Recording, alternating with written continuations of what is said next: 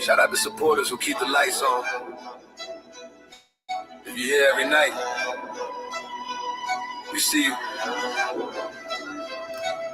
Let's talk. Charlie Chan TV. I'm Charlie Chan TV.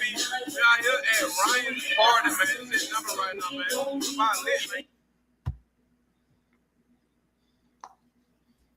Replay game, we see you.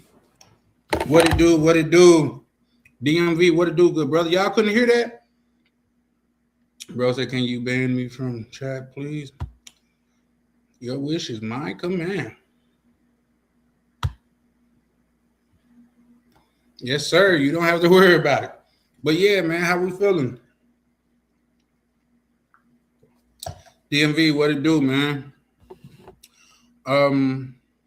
Good. I'm gonna have to look back at it and see what's muted because I added my screen to the stage and I muted it, so you guys won't hear what I was doing in the background. But that's the case. I'm gonna have to look into that. What's up, man? How y'all feeling? Man, I guess got some weird shit to catch on that phone shit, man. But yeah, man, tonight is like, man, what's the just off top, I can tell y'all this. This live here is inspired by a question why V asked. YouTube already goddamn bullshitting with me. But like I said, this live here is inspired by a question why he asks, and he asks like, what's the end goal? You know what I mean? Like, what is all of this for? You know, and that's what we're gonna be talking about tonight. Like, what is the point of you traveling? You know, so 1 second. It's I mean, it's individualized and things of that nature. Me personally, I don't travel for the same thing that everybody else travel for. And I'm not saying that to say everybody travel for one thing, but I'm saying that to say everybody travel differently. You know what I mean? Once again, try not going to be here tonight too long. I'm getting better at cutting these times down. But yeah, man. Shout out to this thing of ours, man. Right near Misha, Prime, Ryan, DC, DMV. Shout out to you, bro, pulling up. Bro, I think you've been the first to pull up in like the last 2 lives, man. How you feeling, DC? I mean, DMV. My bad, brother. How you feeling, bro?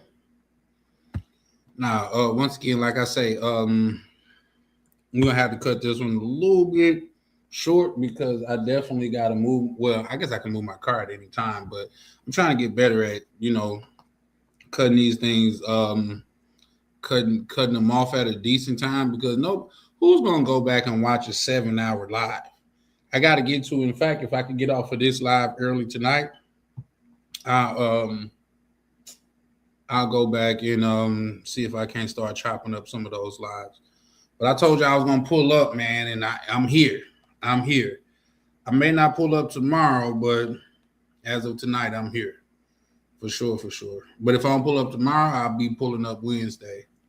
Man, so but that's the thing, man. Like I say, let's get on the mindset of like, what is this for, man? Is do some of y'all just plan to travel and, you know, like chase box all the rest of your life, or are you planning on that? Shout out to you, DMV. So you plan on moving out there? I'm planning on moving too. Where you moving to? Colombia, the DR, or what, bro? What it do, bro? Mr. the Navigator. Shout out to you, bro. What it do, fam, man? How you feeling, man? Y'all remember, hit that subscribe button, man. Do your boy a solid when you pull in. Hit that subscribe button, man. We trying to get the monetized the right way. Some people have been telling me how to do it the wrong way, but I don't want to go that route, man. I'm trying to keep everything on the up and up over here, man. So yeah, for sure. But yeah. So like say, if your plan is to move, like where are you moving to, man? You know what I mean? What's your goal date? Like, are you planning to move in the next 3 years, because I know shout out to my good brother POV. He was saying that he if I understood him right, he planned on moving after he retires, and he retire in the next 5 to 7 years, I believe. Me personally, I'm considering if everything goes right, I'm considering moving like 2027, 2028.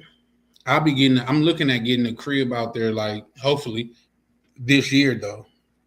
So that way, like say if you tied into this thing of ours, if I'm not there, like say you could goddamn pull up at my crib. But I don't know, a lot of these cats over here is weirdos, man. You said the whole DR Island. Yeah, for sure, man. I don't know, man. Have you got a chance to see? Because DR is at the top of my list, man. Y'all know DR is my home. I love the DR, and I feel a special way about the DR. But I haven't got a chance to check out Panama yet. I haven't got a chance to go to. There we go. I haven't had a chance to go to Colombia yet or Thailand yet. I know I'm going somewhere, but right now DR is at the top of my list. But I think it was the POV that said, man, the DR is getting too Americanized, man. So that really what we want to do? You know what I mean? So far as I go, I just want to go like I say, like I call it, and it's not a term that I made up, but it's lifestyle arbitrage. You know what I mean? To where I could live somewhere in say a different country and get a better quality of life at a cheaper price. You know what I mean? That's why everything that I'm doing now is pretty much from my computer, so I could do this anywhere in the world. Um, Hopefully coming up later this year, man, I'll be able to put something together to where we could talk about like say working abroad or starting a business to where you could run it from anywhere in the world and stuff like that. I'm currently in the middle of that journey, but I don't know if everybody's interested in that just because like say you come over here because it's a travel channel. So shit. Shout out to Chalupe. He said I retire next December, but I gotta wait about 3 years for the Rugrats to get older. Colombia, not Medellin or Panama, but still. You say so? You saying Colombia, not Medellin or Panama? Okay. You saying you thinking about Colombia, but not Medellin. You say you're not thinking about Panama? But still, yeah, no. Believe it or not, man, it's a plethora of places out there to where, I think that at least from what I'm looking for, because I don't know what everybody else is looking for, but from what I'm looking for, it's a plethora of places out there. You know what I mean? In fact, it's some places to where when I go, I'm not even sure I'm going to share. I like say I could share it in the back office with people from this community and stuff, but I don't even want it to get out like that. Just because for some reason when shit gets super popular, it's like it start to deteriorate. You know what I mean? It start to go downhill, and I don't want to be the cause of that. Like let's take Alexa, stop. Let's take Zoom to Thailand for a moment. You know what I mean? I think Zoom to Thailand, he blew up, but the more he blew up, in my opinion, the more Thailand kind of went down because he made it. Yeah, for sure. What's up, bro? Subscribe. Because he made it so popular to people was going out there. People was going out there ruining it. Hold on. Shout out to POV. He said Charlie be gatekeeping. You know what, man? Sometimes gatekeeping is required, man. You know what I mean? Like, say, for one, I think K9 bring up a good point. Like, say, if I'm over here sharing jewels and gems, everything that I learned, like people that hate on me could pull up and pick that up. People that doesn't like me could pull up and pick that up. People that doesn't support this community could pull up and pick that up. You know what I mean? So it's some things that gotta be gate kept. But as a lot of brothers have talked to me in the back office, they know, bro. Like, say, I'm an open book. If it's something that I know and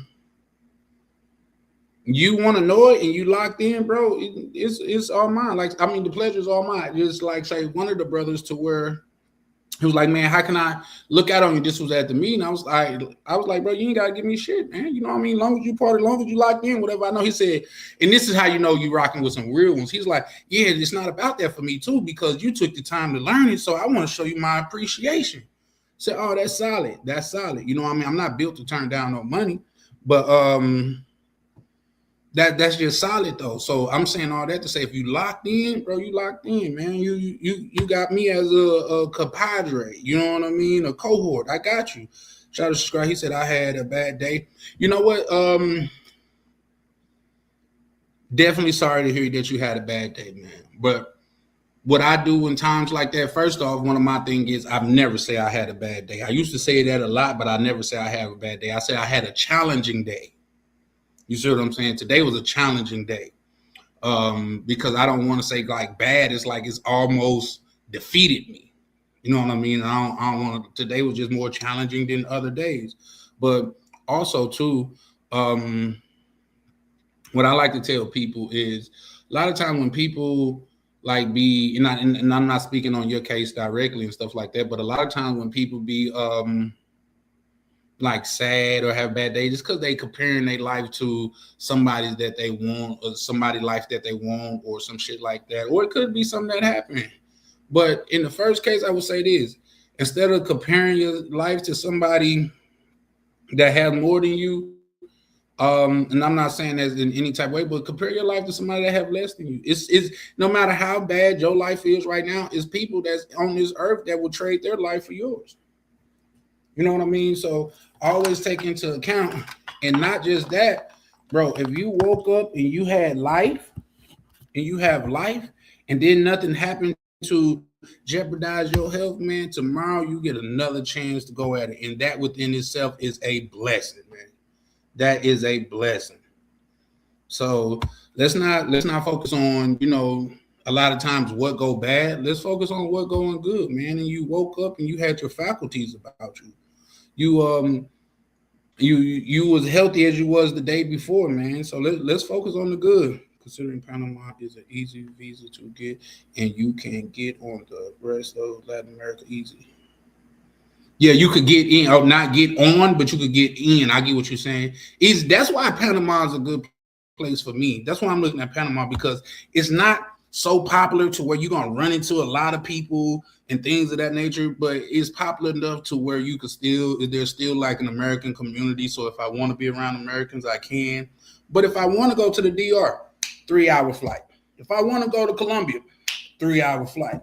You know what I mean? And the prices is still good. I think Uncle Jay last night, he let a gem slip out. I don't know if y'all was watching Misha. No, I don't know if y'all was watching Ryan's. Either or, go subscribe to both of them because they both be dropping fire, hot fire, like Dylon. Um, he was like, you can stay at the JW Marriott. They have apartments attached to it, and it's like $1,500 a month. Bro, if I could get a 3-month lease for that, that's gonna be my landing place. That's y'all gonna see how I live off top, because that's where I'll be going. 3 months off top, I pay my 3 months before I even leave. What's that, 4,500? Even if I could get a 6-month lease, I would probably still do it. Bro, what are you talking about? I'm 7. Well, here's the thing. If you 7, I'm not gonna even go into it. Shout out to you, bro. That's a good one. Thanks, my dad. Man, thanks, man. My dad just been being rude to me. Well, if that's the case, I'm sure your dad loves you. That's good though. Hit the like button. Yeah, for sure, man. Hit the like button if you had a challenging day. Even if you didn't have a challenging day, hit the like button either or, man. Because man, listen, if you somewhere in the world and you get a chance and you're watching me, you're doing better than a lot of people. Just keep it a buck, because there's people that can't even get the internet, let alone get these devices to watch the internet. So it's always it's always better to think about what's going in your favor than what's not going in your favor, man. If I sat up here and told y'all all the shit that wasn't going in my favor, um, man, it'll sound like a violin in the background, man. Just because, man, I done been through some trials and tribulations, but yeah. But nevertheless, I'm here, man, and I'm thankful for it. I'm thankful for giving a chance to goddamn it better my life still. So you are the narrator and the orchestrator of your story. If it's a good story, you the goddamn it narrator of it. If it's a bad story, you also the narrator of it. You get to decide to be victim or victor. Decide. Then bro said I asked my crush out. Good luck with that. He asked the crush out. For a 7-year-old, you damn sure can type good. Ain't that some shit? Oh, you said Panama to Colombia is 1 hour? Oh shit, that's even better. What the I thought I heard somebody say it was like 3 hours, but maybe I'm getting that mixed up with Miami because I know they say I was just gonna say that POV. Maybe I'm getting that mixed up with Miami because I'm quite sure they say from Miami to like Colombia is like 3 hours.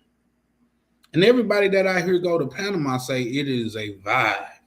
So it's low key some shit I'm looking at. No, that's the top 5 rappers: Dylan, and Dylan. Do you know when he came out? For one, he said he never said that. He said I never said that, which I guess could be the Mandela effect because when I think about it, you think about the Dave Chappelle skit, but he said that skit ruined his life. He said that skit. Shout out to Dave Chappelle. That's what that nigga was funny as hell, bro. But yeah, he said he never said that on what's name. So I don't remember. It could be like I remember, but I could have no. He did say that. I'm almost 100% sure he said that. Right near what dude, broski, how you doing, man? Man, we just on here. I know right near is one of the brothers that said he actively working to relocate out of the country, man. You know what I mean? Like and that's something that we're gonna be working towards. That's something that I'm gonna be trying to bring more content to my channel about. Like, how do we get dual citizenship?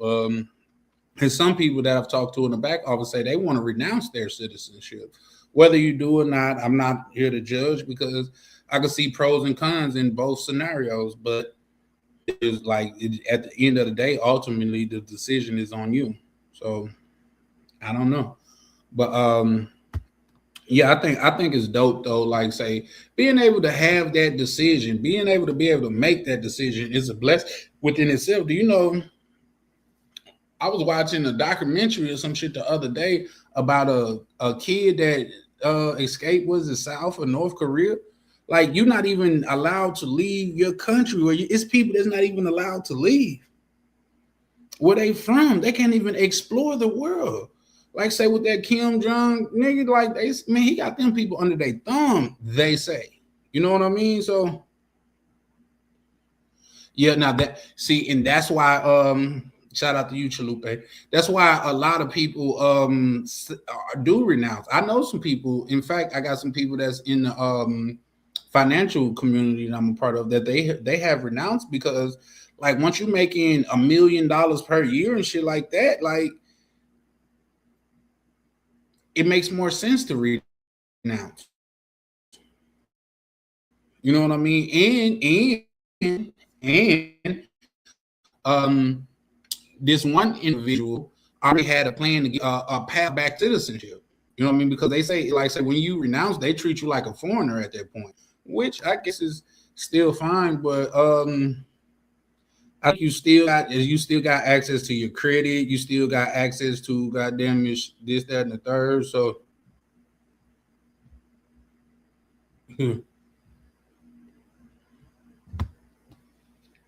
Well, here's the thing: is that Charlie Chan, the man who put the money up for Facebook, renounced his citizenship. Here's the thing: like I said, I can see pros and cons of both sides, but until I get to a point to where I'm making so much to it, it is more financially responsible for me to live out of the country than in the country. That's something I would do. And like I say, there's roads back to citizenship. You know what I mean? What if you renounce for 10, 15 years doing your height of your money making shit, and once you make all your money, you become a citizen again? You know what I mean? Where you're not taxed on all the money that you made. Like, I think it was Earl Stado. He said he makes so much money it cost him $3 million. Did he say 3 million? Is it 3 million or 300,000 to just stay in America when he could go to somewhere? I think was it Puerto Rico and pay damn near nothing in taxes. Like for what he is saving taxes, he could live a great life in another country.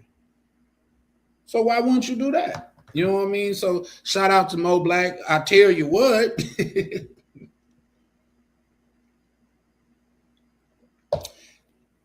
Mo Black is one of the brothers that he from Texas. So the first time I heard him say, now mind you, I was born in Texas, but I didn't grow up in Texas, so I don't really know Texas like that.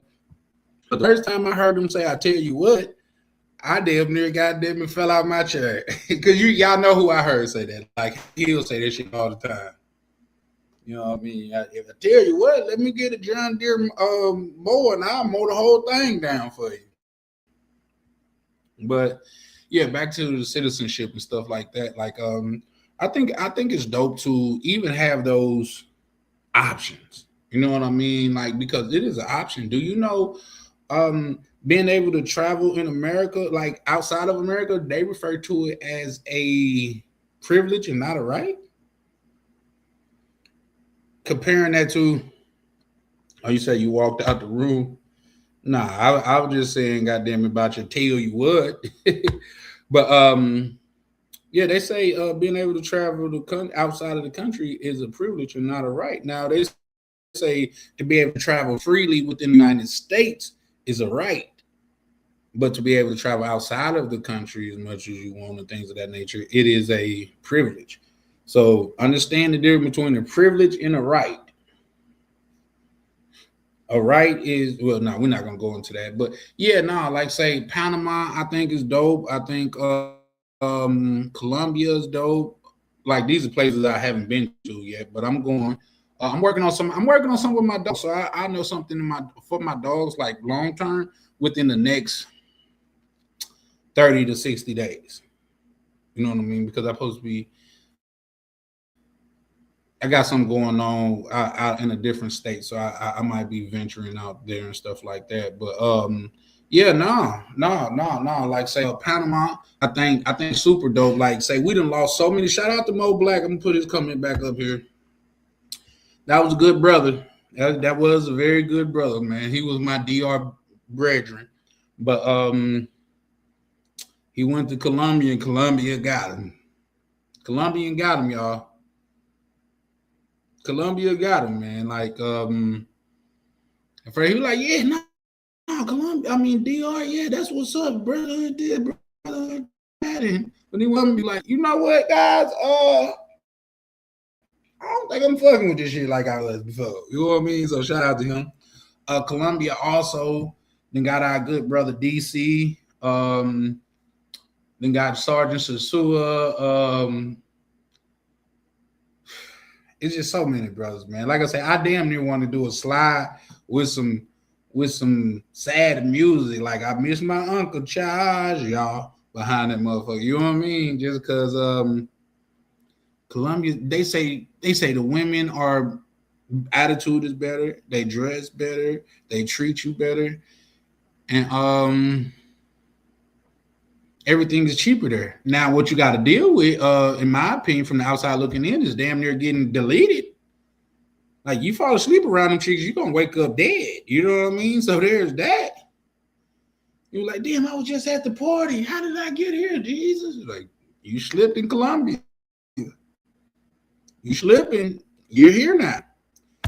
Shout out to my good brother POV. He said Colombia is dope. I mean, Cuba is dope. But here's the thing, POV. Now the question is this: is it dope enough for you to move there? Would you live there? Or is it a place to where you would just visit? Because like say when I used to go to Vegas and I used to just like do script activity before I started linking up with my family out there,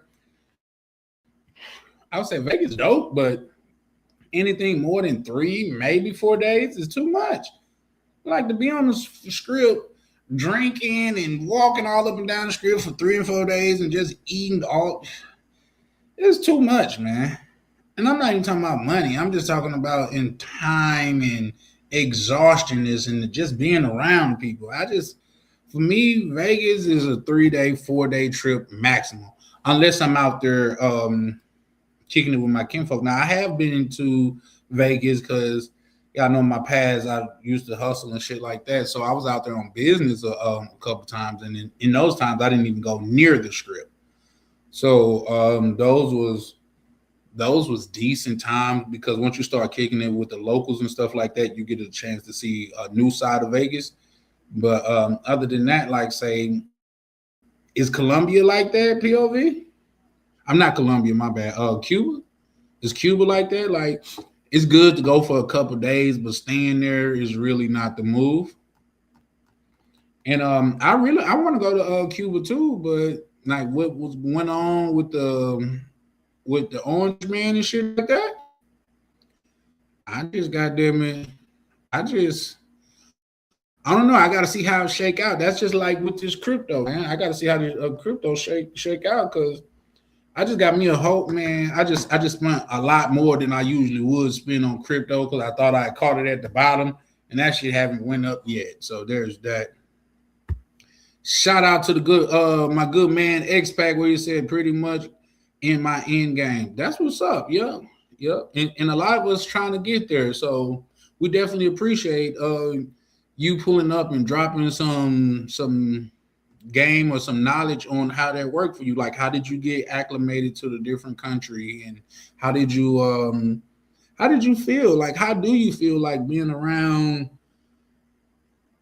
like so many people that don't really understand or know where you're coming from? So yeah, shout out to you. One second. Hold on.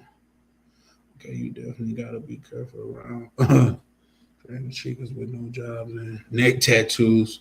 You gotta find girls with something to lose.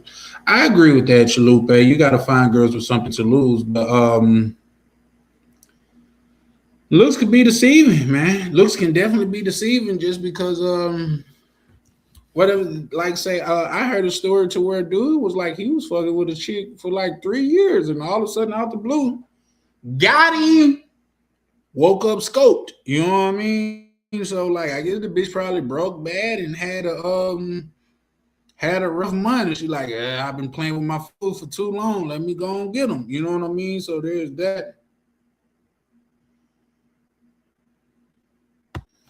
Okay, you said is laws and infrastructure issues need to get better. Yeah, but as it sit right now, POV, would you move out there? Is that a place to where you consider moving to? And you say in Colombia, yeah, did that. Shout out, Misha pulling up, showing love, man. Hey, that was my bad early too, because man, I seen that I instantly got hot. I was like, man, let me call bro. Like, what's that Biggie song? You said, what did we got the call from Puffy? He's like, no, love wouldn't disrespect. No, I wasn't talking about him. I was talking about them. So yeah, no, that was on me. Cause soon as I seen, especially the way you had it set up, I was like, oh no, ain't no way, bro, to pull that. You use the crypto layout is really okay. Okay, okay. Say less. Pull up and I'm working. Ah, man, I be so busy, but I'm working on getting a line just for YouTube, just for like say the back chat, just because with this WhatsApp being connected to my actual phone, man, I done got calls at 2 or 3 o'clock in the morning, man. In which I don't mind, like chopping it up with your brothers and stuff. But 2 o'clock is unless you talking about bro, it's $1 million outside your door right now. Go get it. 2 o'clock is a little much, but yeah, no, I'm definitely man. If anybody know anything about me, man, the man that knows anything knows that he don't know nothing at all. So if you got some game to share on that, man, I'm all ears, bro. You talking about the little 4 year joint? Give me here. Shout out to POV. He said, "Nah, now, no, yeah, no, I didn't think so, but some people they don't. Some people they don't care about like the lights and shit going out. Me personally, I work on my computer, so I need my shit. Like, in fact, I'm even trying to thinking about calculating when I move out of the country to get Starlink, so I will always have stable internet. Because even if the electricity went out somewhere or some shit like that, I got battery packs. I got shit to back up my computer so I could work for some hours and still be cool. Like, come on, bro. Like, I done had power outages here in the United States, and that's called a electricity disconnection. You know what I mean? When you in the middle of some shit, and you just hear your house shut down on your. I done had that here.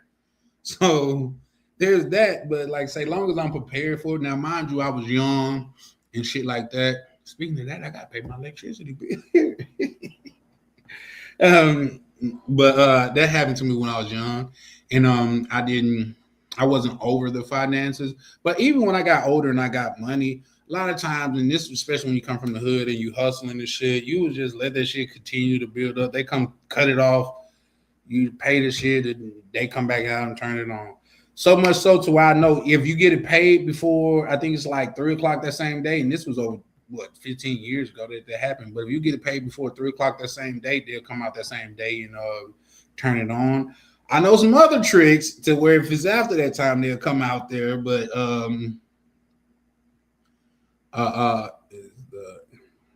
yeah, for sure, more black.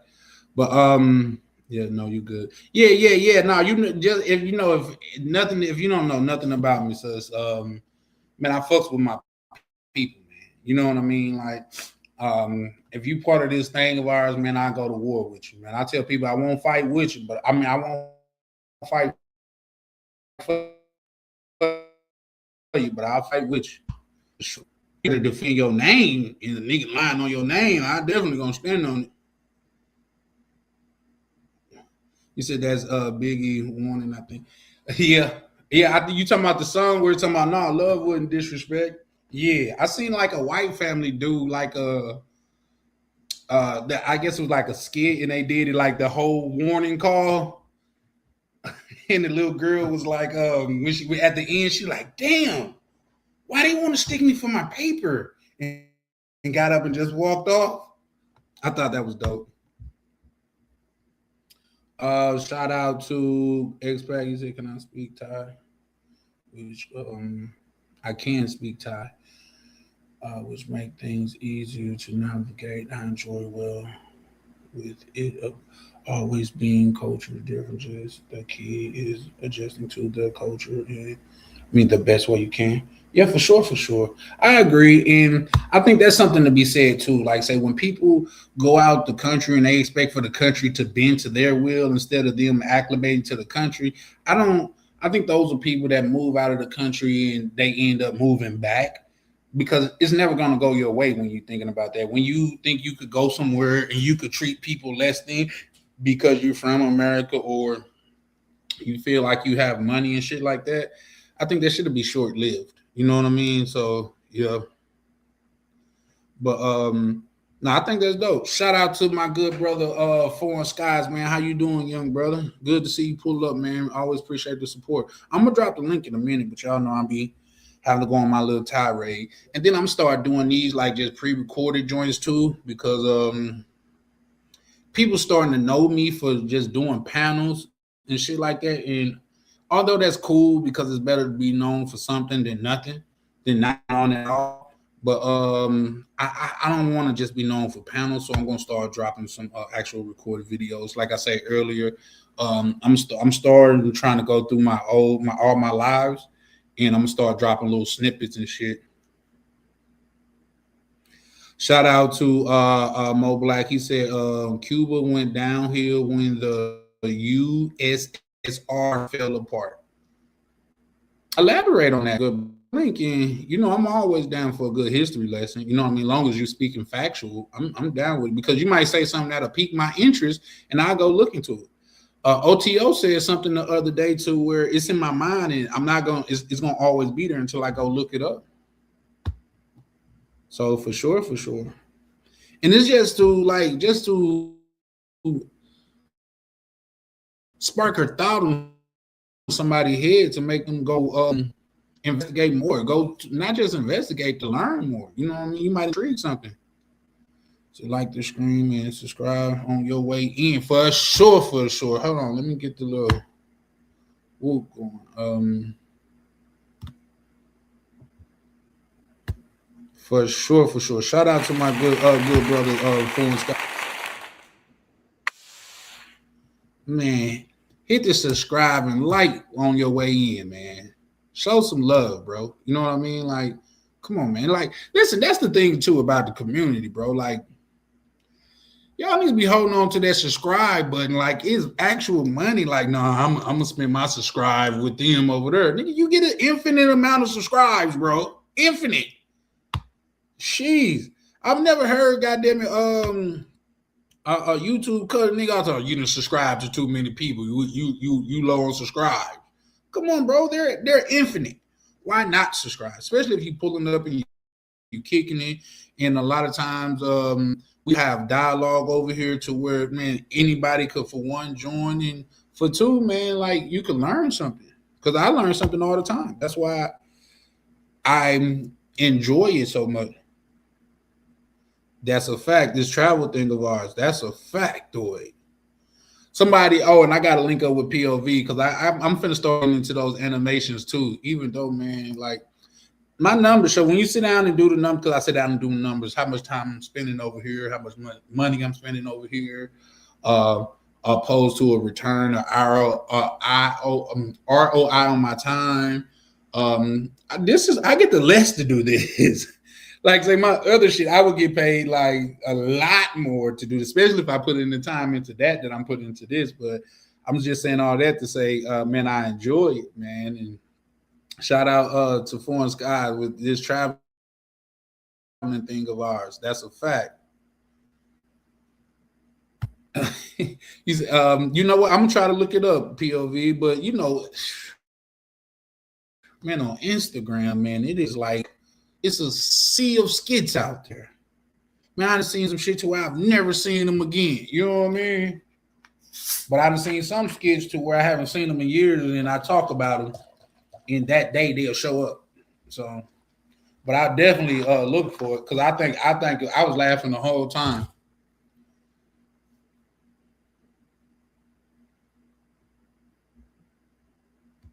Okay, hold on. Let me see. You said Charlie Chan. Why do Americans have to abide of the country culture, but when those come to America, they don't?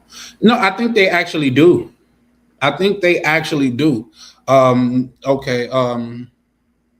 People, you can't come here with that same mindset that, like, say you have in the Sahara and shit like that. And if they do, we're talking about us, Mo Black. When we talking about mingling among the people, we want to go out and get a local experience and shit like that. If you get here and you just want to stay around the people that's from your country or that you are familiar with from your country, yeah, you don't have to adapt to customs then. But when you get out into that real world, you can't goddamn it, you can't conduct yourself like you would in another country, especially if you come from a rude country. Now, keeping it a buck, America's rude within itself. You know what I mean? So how rude is rude? But like if you come here, man, you're not gonna be just like how it's in other countries. Like you done seen somebody spit at somebody, like it's just cool. It's a common insult, man. That'll get you. Did you see the thing with the black dude? I guess he was in Romania, and the dude was talking about you don't know how this country work, and he spit at him. He turned the camera to him, slap him, woke up refreshed and everything, slap him. So yeah, man, like say I think they do, and even if they don't, let's not talk about what they do. Let's talk about what's right and wrong. That like I heard God damn it, I forgot the comedian that I heard say that. He said, man, I'm so arrogant. I think that was Aaron Spears. Like he done fell off too. He used to be a dope ass comedian, but he done fell off in my opinion. But He said, "Man, I'm so arrogant, man. I be in other people." He said, "I be in other countries calling in foreigners. Like these damn foreigners don't know how to drive. Like that's how arrogant we are a lot of times as Americans." So I feel it, but that's generally not the case. And then a lot of times, let's keep it a buck, Mo Black. A lot of time when people come to this country, they feel like as a whole they could speak down or talk down or treat people of color, specifically black people, some certain type of way because that's part for the course over here. Till you run into that one dude that don't give a fuck and he got hands. Like, is it just me? But people from a lot of places to where if you're not really practicing like physical comeback and shit like that, you more than likely ain't got handled. Like I done heard people say that about a lot of Dominicans. Like for the most part, I'm not saying all of them. I'm not saying all of them because everybody different. But they for the most part, a lot of Dominicans ain't got no hands. I think I heard Flip Flop say that. They ain't got no hands. In some places that's it's implied that they got hands. I'll be hard pressed to think them niggas over in Russia ain't got no hands. Well, they got a strong wrestling background. Like what's that dude Habib? They got him wrestling bears as a young kid and shit. No wonder he like ruled the UFC, like beat the shit out of people in the UFC. Ooh, like come on, let's be honest. If you got into an argument with somebody from Switzerland, would you be like, "Oh, they got hands over there"? Probably not. Probably not. But it's not a one size fit all because just think about it. MMA come from everywhere. You know what I mean? And like say people that seek that out, like you can obviously get better at it.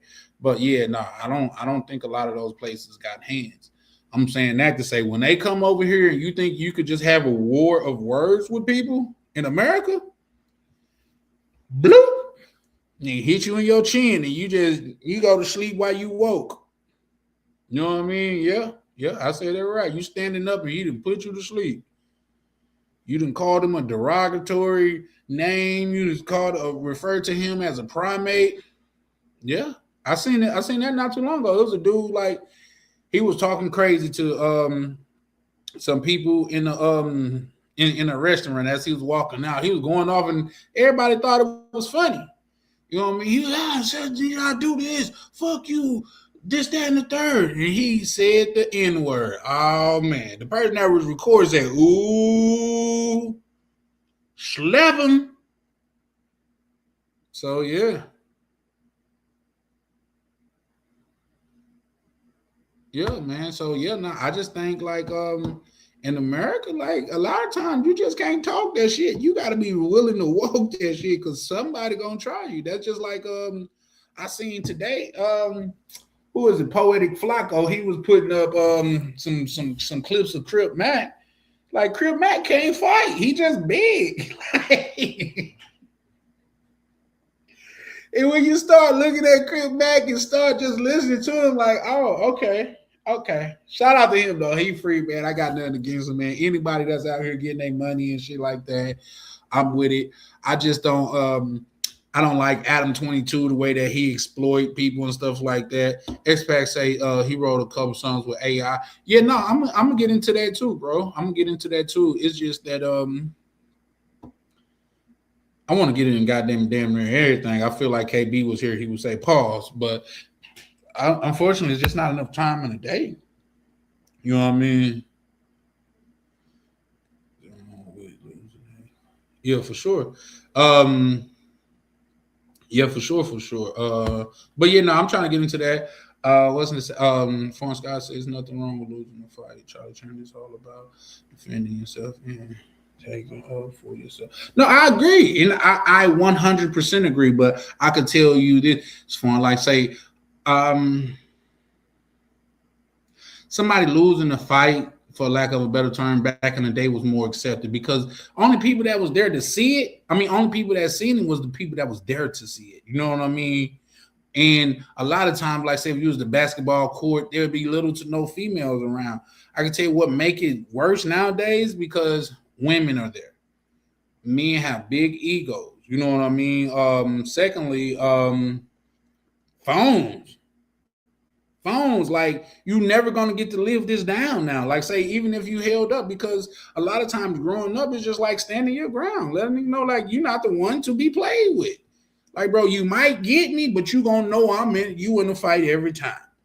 But now with the internet, it's damn near like you gotta offer. Come on now, it's just crazy. But I feel you. There's nothing wrong with it. You know what I mean? Like, because if you let a person get away with treating you some type of way today, they're gonna treat you that way for the rest of your life. So stand up for yourself, and whether you take an L or not, unless you in jail, a mother not gonna fuck with you too much. This is the first one was about dealing with blood clots for 25. You wrote a song about dealing with blood clots? Okay. For some reason, I feel like it'll be a Jamaican song, but that's an off-putting joke. Blood clot, you know what I mean? But nah, that's what's up. That's the beautiful thing about music. It's a form of art. So however you see it, you know what I mean? So there's that. As you said, that's a fact. I mean, that's a fact. Too many eyes hurt your pride. It's not even that, because, like, say, among men, let's just say we in a room and there's 20 men and two men call each other out and they get in there and they box it out. It's gonna be cool because they be like, bro, you lost, but shit, you stood your ground. He ain't just ragdoll you. You know what I mean? That's cool because men understand, like, come on, bro. It's all right to take a L. You know what I mean? It's like shit. Long as mother ain't, bro. Let me ask you this. In your mind, we all men here. Well, for the most part, we're men. What's worse? You fighting a person and like y'all scrapping and he just get the best of you. You know what I mean? Or a person just walk up to you, slap you in your face, and just keep eye contact with you, and you don't do nothing. What's worse? Me, in my opinion, is just getting slapped in the fucking face and not doing nothing. Like, come on. You know what I mean? Like, just go and hand me my L. You're gonna have to show me. That's on your channel. Okay, yeah, I definitely check it out for sure. For sure, I definitely check it out. Oh man, I've been going on for about. See, listen, that's how much I really enjoy kicking it with y'all. We damn near going on an hour, and I ain't even dropped the link yet because about 2 hours, maybe 3.5. Like that's at the worst case scenario. We're gonna be closing it down. Okay, hold on. Let me. Oh shit. I got you, Mo Black. 1 second. Getting this link together.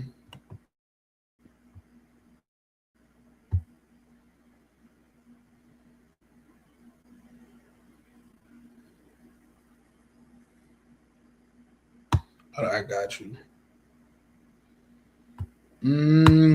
Elaborate on that. Mo Black writes, I wish we had our kids in communities to where they didn't have to deal with this kind of behavior. Would you elaborate on what kind of behavior that you're speaking of? Because, like I say, when I grew up, even though it was for the most part where I grew up, where I spent a lot of time, in fact, where I call home, when men are involved, two boys getting into it and shit like that, they get the gloves, go fight it out, and they be cool. You see what I'm saying? It's only, I can't say it's only, but a lot of times when the women get involved, that's when the families get involved. That's when neighbors start, goddamn it. You know what I mean? I seen two brothers, goddamn it, talk to shit because fathers weren't there. Their little brother was into it. They let them fight. They went on about their business. And guess what? More often than not, the kids end up being friends. You see what I'm saying? So violent. I get. Oh, that's my thing. Shout out to my good brother, goddamn, Worldwide Navi. Y'all make sure to go check him out, man, bro. Him and POV really put in the work. Like, you can't blame people that put in the work and they actually getting results from it, and you not putting in the work yourself. You know what I mean? So I'm saying that to say kudos to him and POV because they really putting in the work. Shout out to my good brother.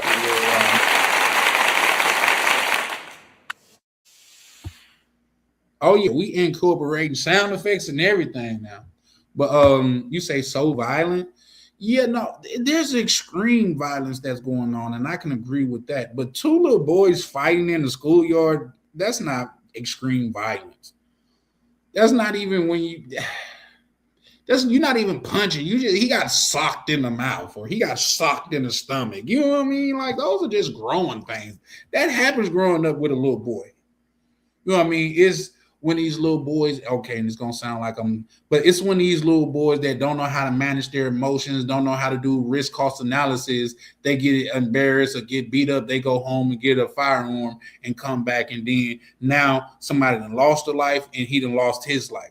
That's where the problem come in with me. But little boys being little boys, come on, yeah, no, I'm not. Come on, bro. I think that's a part of why America's so fucking weak now, man, because everything is so offensive. Like, oh, everybody needs a trophy. No, the fuck, everybody don't. How you gonna want to get better if you get a trophy too? The winners get trophies, nigga. The eighth place, you know what you get? You get a ribbon. You get a ribbon that says eighth place on it. Trophies are for winners. But yeah, that's my going to leave tomorrow. Oh yeah, where you going, bro? Navi? Shout out to Foreign Skies. He say, shout out to Misha. Okay, oh shit. Oh no, I did. I was like, damn, did I drop the link? I did. So knowing this, why would you want your kid around that? No, I think we're arguing the same point. And I get it. You my arch name. No, you could be Batman because a lot of times I root for the bad guy. I'm Joker. You Batman. We're arguing the same point. I said when it goes to that, like say when we have communities where men in there, it generally don't go there. You see what I'm saying? So I don't. Yeah, these low income neighborhoods with a lot of goddamn it women is ahead of the household and the rent is $50 and even if it's not, if it's regular, their mother's paying regular rent and she's by herself, she's working all the time, so nobody's there to actually look after the kids are not in after school program. Those are things that we need to rectify. You know what I mean? But as far as little boys being little boys, I'm not in agreement with that, but I feel you. You said it's normal behavior. Well, or what? The little boys fighting? I think it is normal behavior. Little boys fighting and stuff like that is normal behavior. Like if I went to a school and two kindergarten little boys, they got them and one took the other one cookie, and he said, "I'm sad. You took my cookie. Man, get this little soft ass kid out of here. Oh, go get your cookie back." You know what I mean? I know I'm talking about women and shit like that, but how many times I'm like, he hit me? This motherfucker like, hit him back. Come on, that's how life works. Shit. No, turn no other cheeks so they can slap the other one so you just gonna go home with a warm face? No, slap them back. And you said, what's the other kid could do? You can come up and elaborate, Mo Black. I dropped the link. I'm not. Could you hit me? I don't. If you hit, listen. For one, we're talking. Okay, let's do this shit. So I'm saying, don't ever have your kid that kind of behavior. No, see, I don't think you get what I'm saying. If a kid don't learn how to protect themselves by default, they become victims.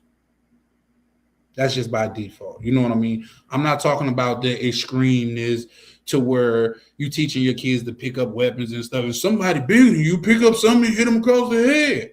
No, big niggas get knocked out too. Come on. In fact, the most aggressive people that I've known was the little people. Like my homeboy, they got a what they call it, a short man complex.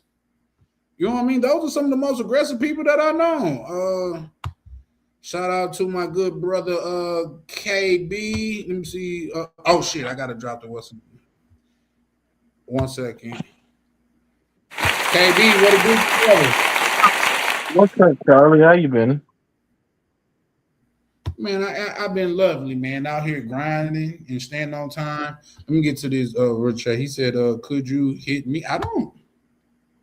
No. Like, if somebody asked me, could I hit them? No, I can't. Like, listen, Hitting, especially when you become an adult, hitting is just strictly for a strictly purpose. Okay. Hitting is for strictly purpose, strict purposes. Like, say, if you make me and you put me in a situation where I have to hit you, it's only under extreme purposes. Like, say, a lot of times just saying words wouldn't be it. I would walk away. You know what I mean? Like, say what you want to say. You put your hands on me, we going there. I'm talking about take you through there, because that's what I'm gonna do. I'm gonna try to goddamn introduce your ass to every piece of furniture in our environment. You know what I mean? Personally, hey man, this is a wall. Get to know him. That's what I'm gonna do. But other than that, man, I'm the most peaceful person you want to meet. Um, Hold on, I what's the context of this?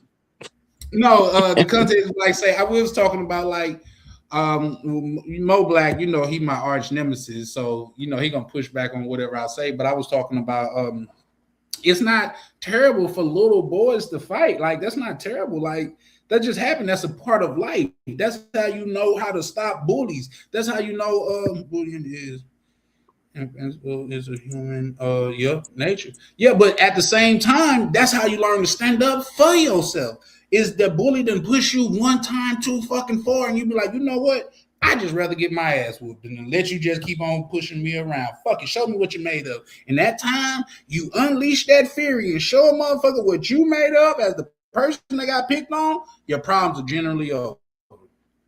Bullies only pick on people that it works on. Like, you can't chase a nigga that don't run. Thought about that. You can't chase a nigga that don't run. You know what I mean? But KB, I know you're still young. He probably getting bullied now. He's only 12. So what you think about it, KB? I mean, I don't really have an issue with that. I don't think anyone's above an ass whooping. You see what I'm saying?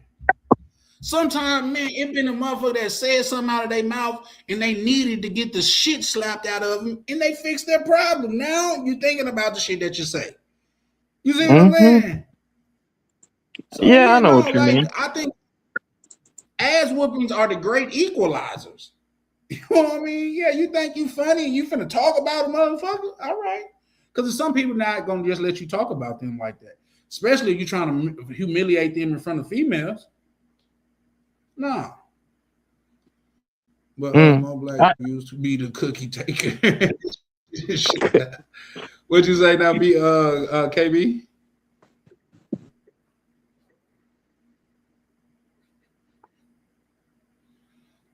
What's the name when I couldn't hear you? But we're gonna. Well, I'm gonna ask you the topic. Let me get through these little couple comments. Say, I bet you hit hard. can you hear No, me? sir. No, ma'am. Yeah, I can hear you now. You was Oh, muffled for a minute, I guess. yeah, I said. I mean, there's certain kinds of guys. I don't know what it is when they get around women. They just can't seem to comport themselves. It's one of those things, you know. They just kind of start acting out. No, I definitely know. And if you are a male, you know everybody, and you probably didn't even notice it right away. But you know, how come every time we come around, this nigga want to joke on niggas and shit? Like every time females get around, you're like, oh, nigga, look at your shoes dirty. Like, you know what I mean? Like every time females come around, you want to wrestle now. Like, nigga, what? Mm. Come on, man. Oh man. So yeah. The first time I saw that was Uh, okay. it was a buddy of mine. He used to call himself a volcel. So he's like, "Yeah, bro, I'm not gonna have any sex, bro." Like he was saying some like, you know how those guys on the internet they're like, "Oh, I don't." Who was it? Matt Gates or Kevin Gates? He's like, "Oh, I ain't beat my meat for a month, and I swear to God, my car stopped, and then I went to take a look at the battery, and I was like moving it around, and I saw the electricity come out that bitch, and the car just started right up." I'm like. And like they swear on it. So I'm like, all right, all right. And then one day there's this new girl that comes to the gym, and they get to talking. I'm like, okay. A month goes by, and I come back around, and I'm like, hey man, why your shirt off? He's like, what you talking about? I always have my shirt off. I'm like, no, you don't. This is the first time I ever came here with your shirt off. Why you got your shirt off? And I look over, and the girl's right there. He's like, nah, bro, it's no reason because I always really got my shirt off like that. You know what I'm saying? I'm like, okay, I believe you. Film sales say wherever we both consent. Still a little bit lost, but what I will say is this. Even sexually, dog, I'm not the dude that you be hitting on me and shit. Like, what's they call that? Is it S&M or M&S, MSL, whatever the fuck it is? I'm not with it. Don't put your paws on me. Like, we get a little rough and shit like that, but once you go to slap me in the face, no ma'am, I'm done. Like, I'm finna go and go to work. But you ain't got a job. I'm finna go find one. Cause I got somewhere better to be. So yeah, it seems that you can separate your upbringing from today's time. That we because you do represent a lot of what you use. Yeah, yeah, for sure, for sure. Yeah, you. Well, here's the thing: the fact that I am here on live with you guys, opposed to out doing what I could be doing or what I used to be doing, it does, goddamn it, shows some growth, especially when I'm dealing with what I'm dealing with. Because I could get out there, I could go do what I used to do and solve a lot of my problems damn near overnight. So I get what you're saying, but sometimes, sometimes growth is a slow process, but it's growth nevertheless. You know what I mean? So yeah, no, I feel you, but when you do like say when if you work the job for 20 years and you just stop working that job, you still gonna have memories of that job. The people skills that you learned on that job is still gonna goddamn resonate in the things that you do. So yeah, no. And we talking about Mayweather talking about coming back to boxing because See it's that, still a bro? part of him. You see what I'm saying? Oh, Yeah, I think he is that, bro. If nothing else, we know Mayweather wasn't. He was an idiot savant. You know what I mean? You know what that is, right, KB? I mean, he's a boxing savant, Okay. but the nigga can't read, so there's that. He's an idiot savant, though. Do you know what an idiot savant is?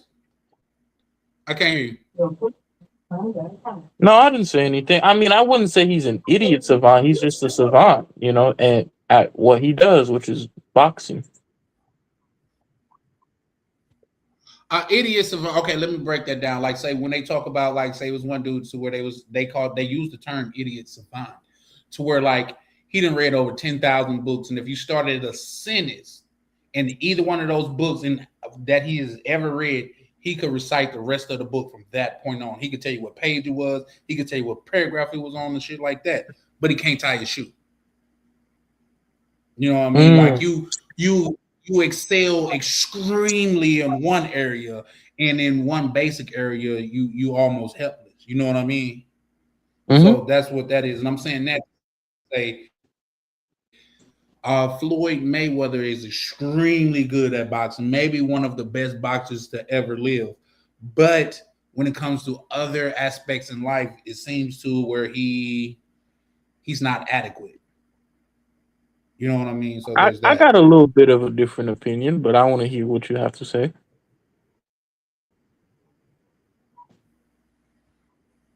No, I'm just saying that's. I mean that's just my outtake on it.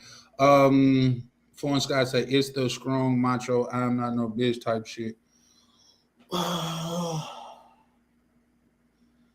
Well, if you're referring to me, I can see how you could get that, and you have to in return see how you have to be like that. But also, I was just saying I don't want to hit nobody. You know what I mean? I also just said I would walk away in a lot of instances. You know what I mean?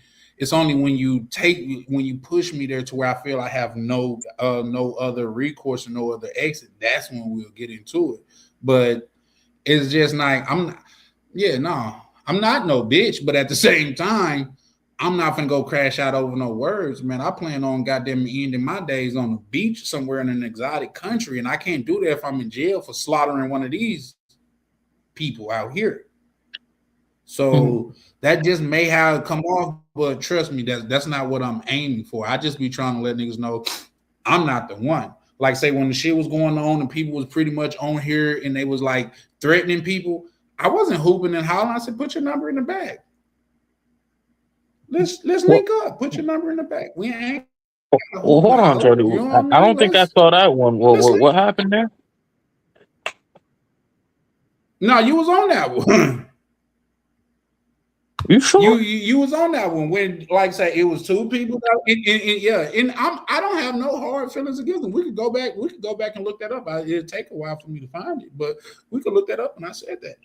It's something I But say. and even Uh, on that very live, Tam was like, did anybody put their number in the back? And I was like, no, no. Oh, I forgot to answer your question. Let me make sure I read this. Make sure you didn't get too disrespectful. Who are you? I always look for Comfort TV. Can you get subscribers from RR? I don't know what RR is. Can the audience buy you coffee? Oh, I don't know what RR is, but yeah, you definitely could buy me coffee. I could put uh, um my cash app up. But to answer your question earlier, I didn't mean to skip it or whatever. I just wanted to like reply to other people and it kind of got lost in the shuffle. But the mission over here, man, this is a travel. I mean, this is a channel of men that travel, not even just men, because we have women involved too. But we travel and we share tips and ideas about traveling. Like say everybody, the beautiful thing about the community to me, and as foreign skies so elegantly put it, like this thing of ours, the beautiful thing about that is, like say, we have people from all walks of life over here, like even the gentleman that's sharing the panel with me right now, he's like 12 years old and he's an accountant making very good man, money. And and he next do year his I'll be thing like of 13. course. Right. In foreign skies, he's also a young brother. He's in Chicago, man. He pull up on the panel a lot of times, and he shares a lot of life experience, and hopefully, like say, we get to pour into him and pick up on things. And I myself has picked up from him. So if I could say, my mission is over here is to just cultivate a community to where it's okay for us to talk about our woes and our yays in a safe place. So I hope that cleared that up for you, my good sir. Uh, So like I was saying, I don't, Charlie, hear me out, right? I don't think it's so much Floyd was a savant, because there's a lot of people like that. There are accountants that I've met who, man, I met one guy who he'll be like, oh, I want something a certain shade of color, and then you'll make it a blue or something, and he'll be like, no, no, no, no, you made it a 238 blue. I want a 255 blue, and he can just recognize that with his naked eye, right? I think what it is with it's not so much that it's because he's this savant or something. It's because that's just how athletes are. And this is something that I've kind of said before, where when you are in college or you're in where you're young, right? You're 25 or something, and you play basketball or you play football, and you're considered one of the best in whatever you do, right? You're winning every fight. You have all this success at such a young age, it kind of warps the way that you see the entire world. Like, oh, I've been playing basketball my entire life, and then he comes out, he's been playing basketball for 10, 15 years, and then he comes out and he just doesn't know anything about, he can't do his taxes, he can't read, he can't really write, he can't really listen to anything besides basketball. They become almost kind of retarded in a way, or like developmentally challenged, because they didn't develop like a normal human being. So it's like Floyd, he's been boxing since a young age. He went to the Olympics at 18, he won gold, international fame and success, and then he was fast tracking to the boxing leagues, where he was basically set up with all these fighters to basically pad his record and make him look as good as he possibly can. He becomes a champion at 25, what? 24. He has all these. Yeah, Floyd. He was world champion at 24 or What? 25. Yeah, maybe even younger than that.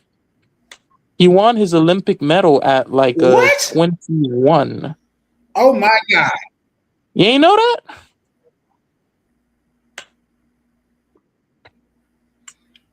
You ain't know that? Can I ask you a question?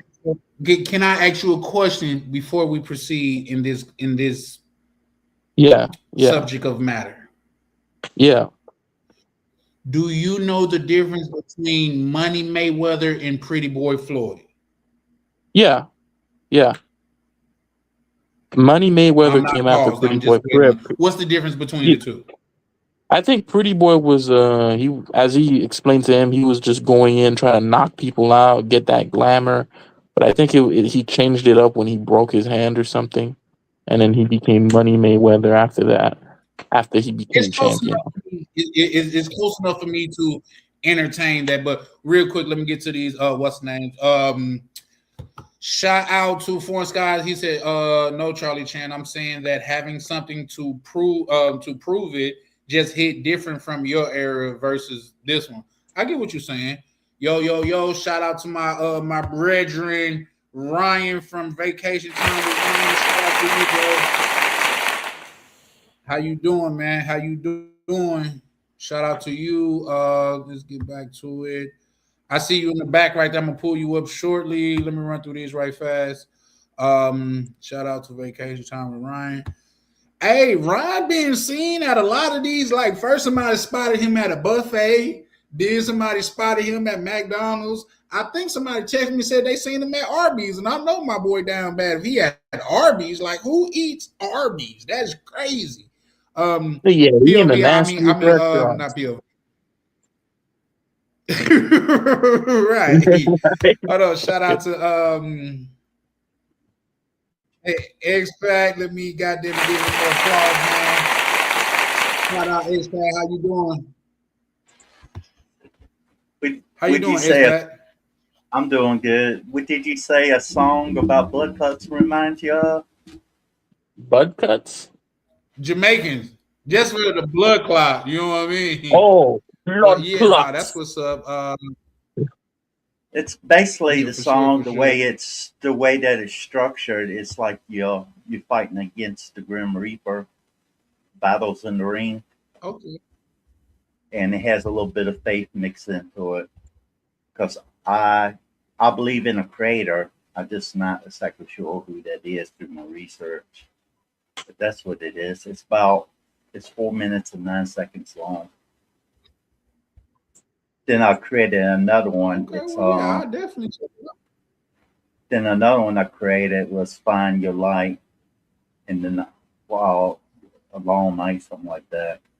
But other people seem to like it.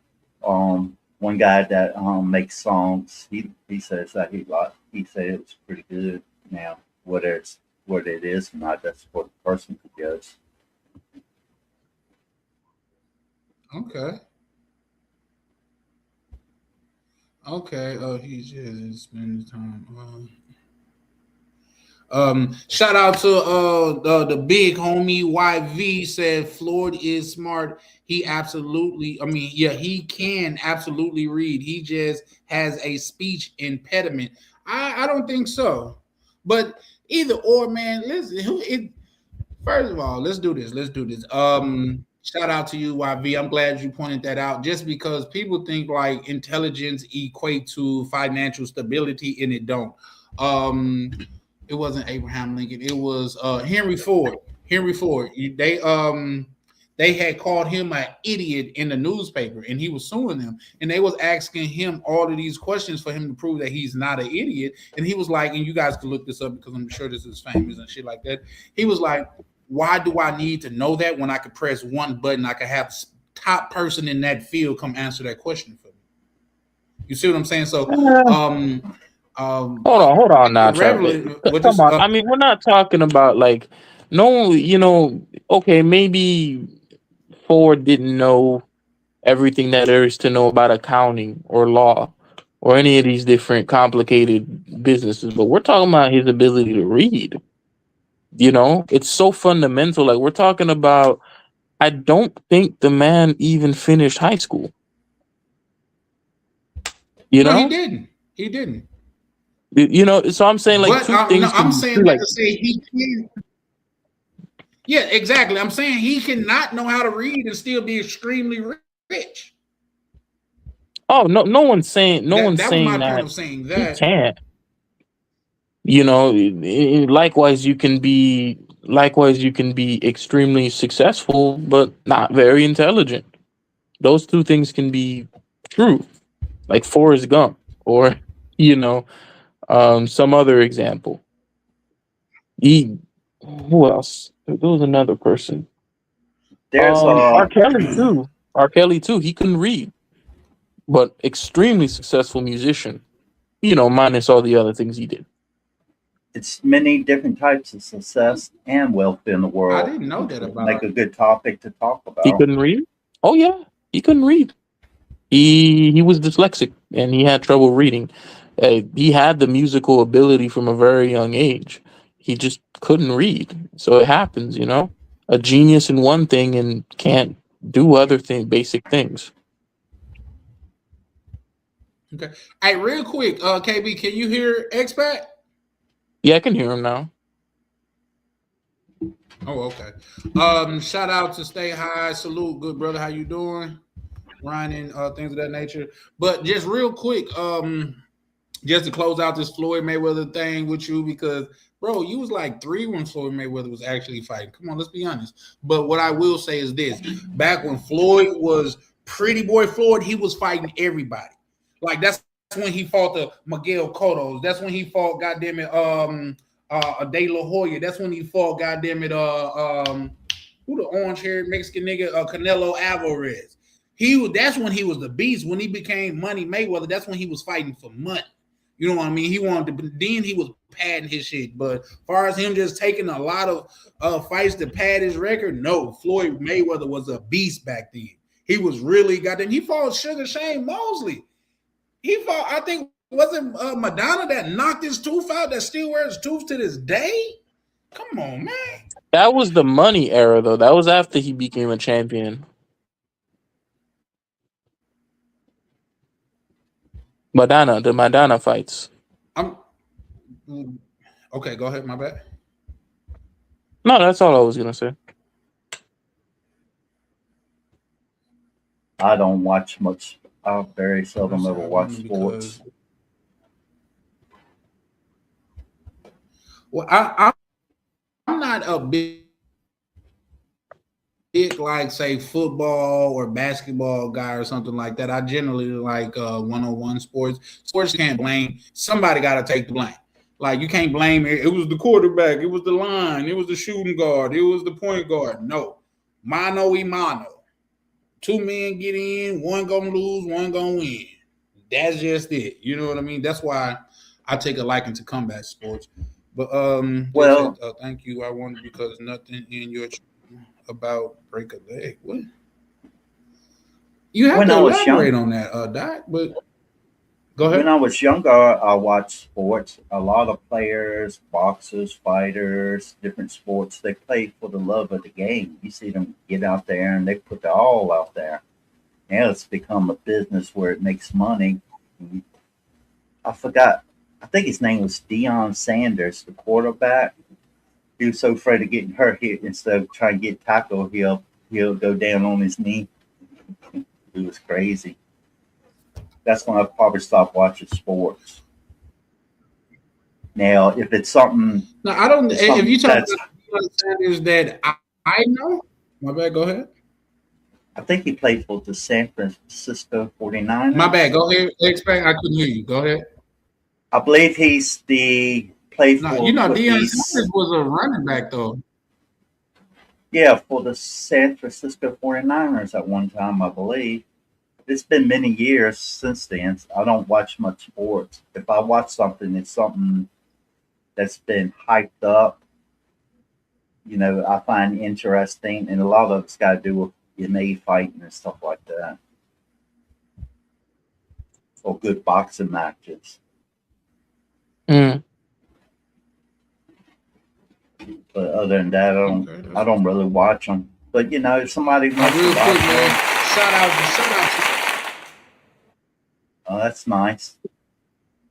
SO to YB for the $100 cash out. Dang. That's a fact. Appreciate your X-Pac. Yeah, now for some reason, my computer was slowing down, and I could tell because at first I thought it was your computer, but I was starting to get that little time winding thing. So it definitely was my computer. But shout out to you, YV man, for the $100 super chat, man. You know it's always appreciated over here. I put that up, YV. Well, I know how you feel, so you don't have to. But I had put that up because Dot had asked me could he buy me a coffee. So I had just put that up for that. But bro, it's always appreciated, man. You send $1, man, it's appreciated. So it's always that. Dion was a cornerback. Oh shit, look at that. I didn't listen. My bad. Listen. Hey, I don't know. POV said Dion was a cornerback, 49ers, Dallas, and Atlanta Falcons. So shout out to you, X-Pac. I didn't know that. I just remember him with the Cowboys. I just remember them with the 49ers. But okay.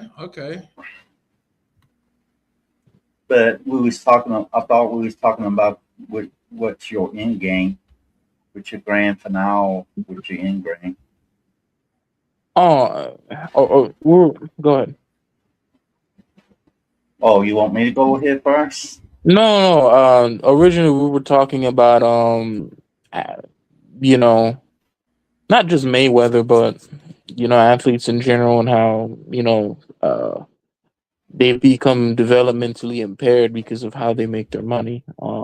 Very big success early on, and after that, you get so much wealth, power, and influence, and people kind of catering to you that you don't ever really get to live a normal life with regular people. Yeah, but what a lot of sports, even take wrestling for example, they might kind of fake it, but real injuries do happen there, and every now and then they get angry at each other and they hit each other for real. But people just with any sports or entertainment when it calls with physical activity, it's always the risk of injury. And some of them have a lot of brain damage. Look at Muhammad Ali, for example. I guess that's particularly boxing. You don't really hear too much about brain damage in like the NBA. Yeah, I think. Hello? Yeah. For some reason, I thought I had froze. Can y'all hear me? Yeah, we can hear you. Can you hear me? Yeah. Okay. Oh, we'll say with that being said, I think Floyd Mayweather was a star. He was a like borderline superstar, but I don't think he was like a superstar for real though, because especially when we put it in the context of like a Ronaldo. Ronaldo can't walk through a shopping mall damn near in any country without shutting the mall down. You know what I mean? Who else? Taylor Swift. She can't like what Michael Jackson was, or even Elvis. When you talk about superstars, that's what I think about. So I'm saying that to say I don't think he was so famous where you couldn't get certain things done. But let me read this super chat by YV. Shout out to the big homie. He said Floyd is an intelligent black businessman. What exactly makes y'all claim he's unintelligent?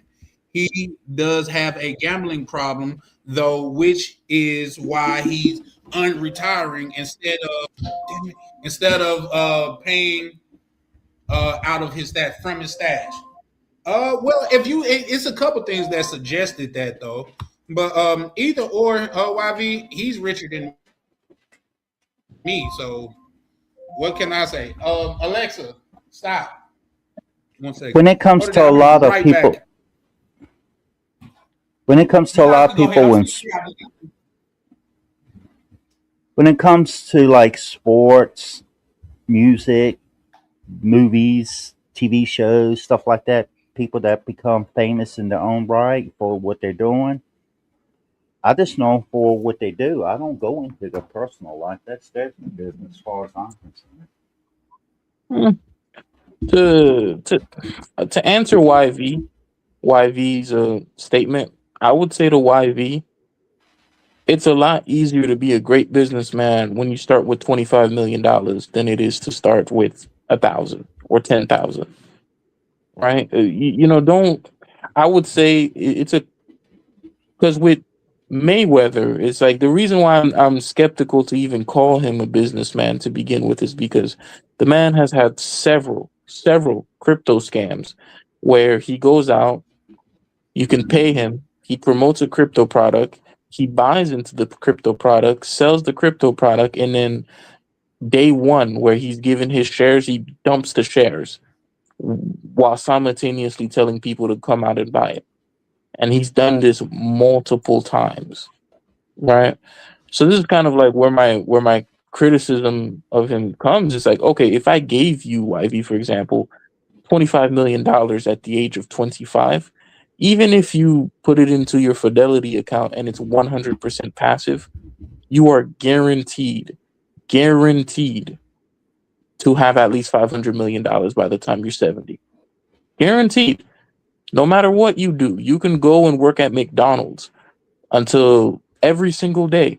You can live on sustenance, and at the end, you are guaranteed to have at least $500 million. And it's not because you're that much of a great business person or you're that much more intelligent than anybody else, right? It's just that when you have that kind of money, it gives you power and access that regular people just cannot get. And once you have a passive investment account in the S&P or whichever, and you're collecting, say, 10% interest on your money per year, that's an additional $2.5 million a year without even touching the principal. So the money rolls in if you're already starting at a high point. So for someone like Mayweather, who, maybe he gets paid $10 million for a fight, $5 million for a fight, $1 million a year for an endorsement, $2 million a year for another endorsement, and you couple that money, and he's got a good financial advisor who tells him what to do. Um, you're pretty much guaranteed to be very financially well off, even if you don't know anything. Even if you don't know anything. Yeah, Well, but go ahead. what fight was that? Was Well, that the Pacquiao fight where he said he made $300 million off of that fight? Yeah, yeah. Well, And I would, so the fact that he and have to to, unretire, I think that. Go ahead. what I was getting ready to say, Go ahead. May I don't know. I don't know for sure if Mayweather is intelligent or not.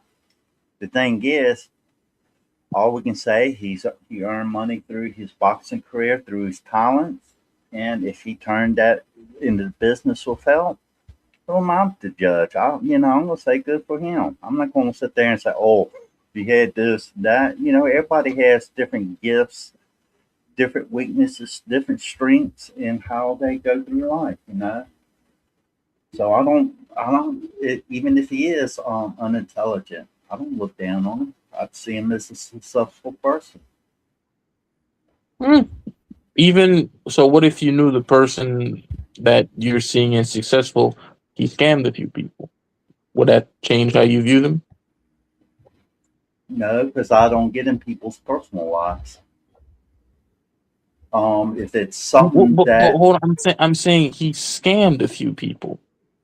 then it should go through the court of law. However that turns out. And that's fair. I couldn't agree with something like that because there's a lot of there's a lot of things that you can do that's not illegal, right?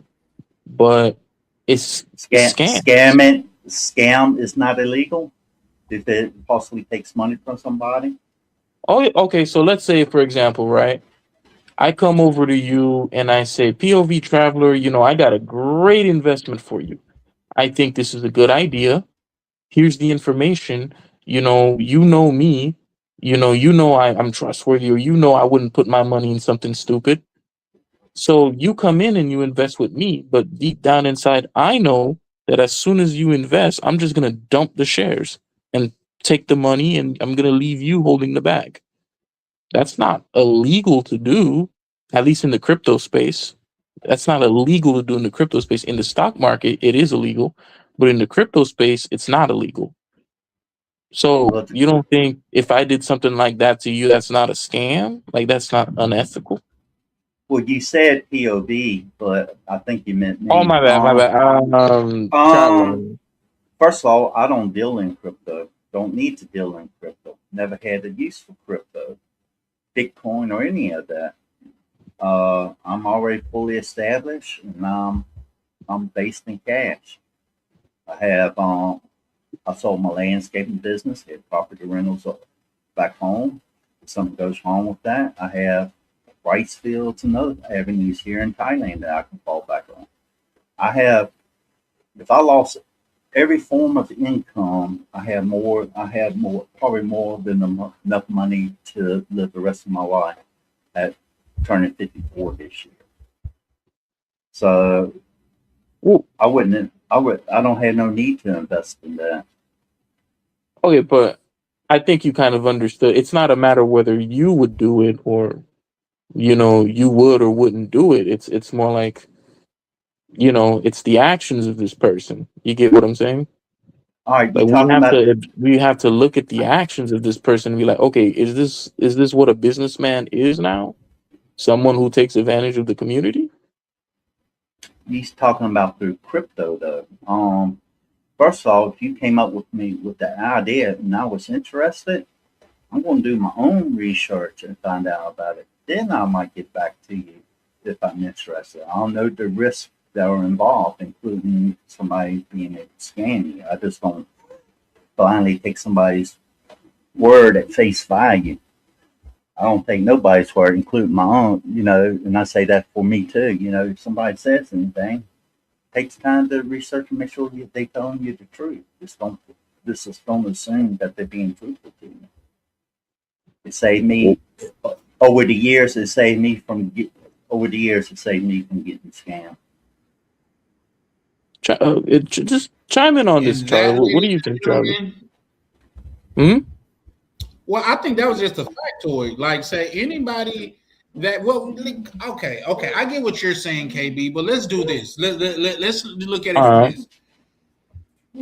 That's how a lot of wealth, or not even wealth, that's how, yeah, a lot of wealth has been generated. People that know is taking advantage of people that don't know.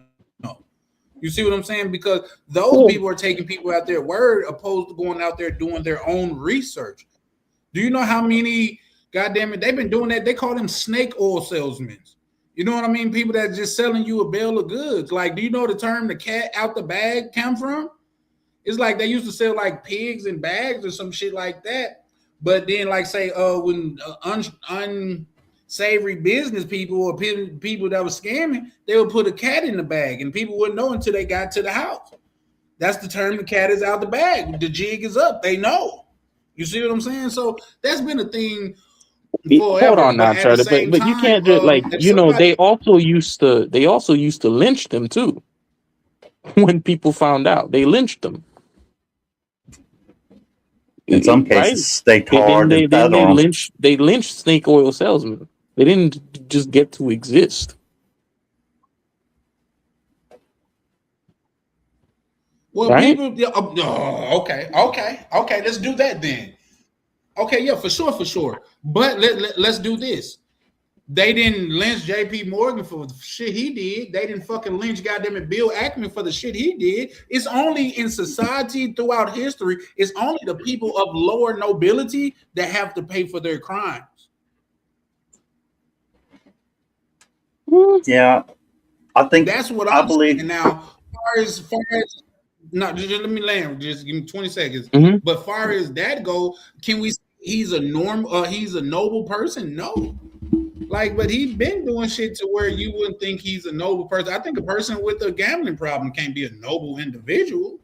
That's just my personal thing. You know what I mean? You're a gambler. Like, there's that. But yeah, as far as like starting a witch hunt for him, that's not nothing I would be into Oh, because somebody I could don't have took mean I don't advantage of him mean and he took. I don't mean like Go we ahead. go out and we witch hunt or massacre. That's not what I'm saying at all.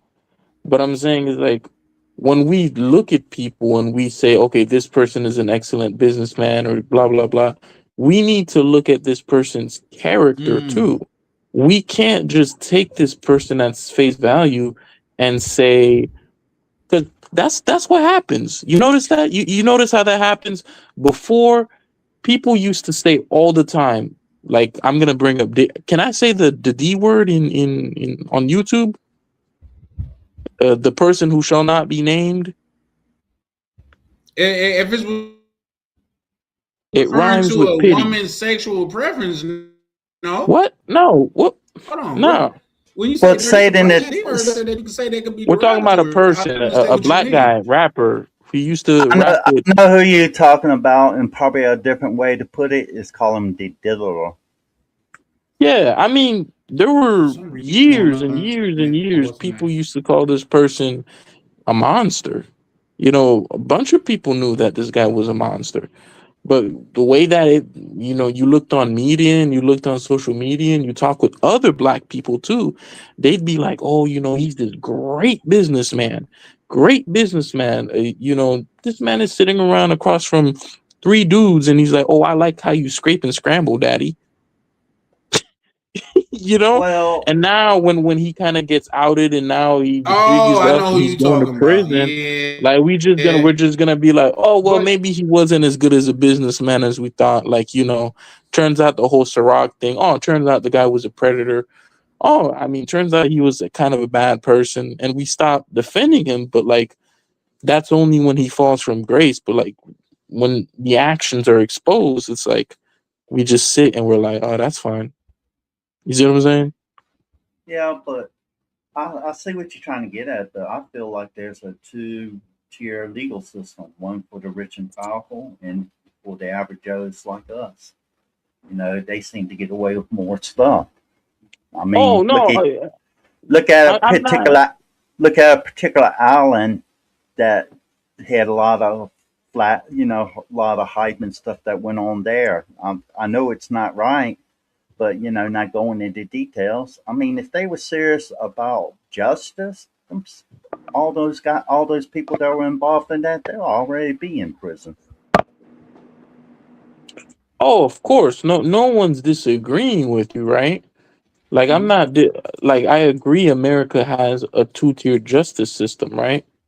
No one's Yeah, disagreeing with any of that, but we also, before we come in and we call someone a good businessman, we got to look at this person's track record and character too, right? because It's for they the same done. reason. Because It's for the same reason. Like, I wouldn't call someone like Donald Trump a great businessman. Like, he has a reputation here of contractors coming in, doing honest work for him, and then he doesn't pay them. And then when those contractors demand payment for work, he sues them. Yeah. Real quick, guys. Let me read this. Let me read this. Cash. I mean, this super chat from YV. He said KB believes everyone in business actually follows the rules. It's all about getting your money successfully without getting caught, boss man. Success and ethics are irrelevant. Mm-mm-mm. I mean, See, he has a point there. Just think I, about all the I I mean, people. I know, like, I know. I don't disagree with what he's saying. Like, I actually agree with it in a way, and that's probably why I've like changed my sentiment over the years too.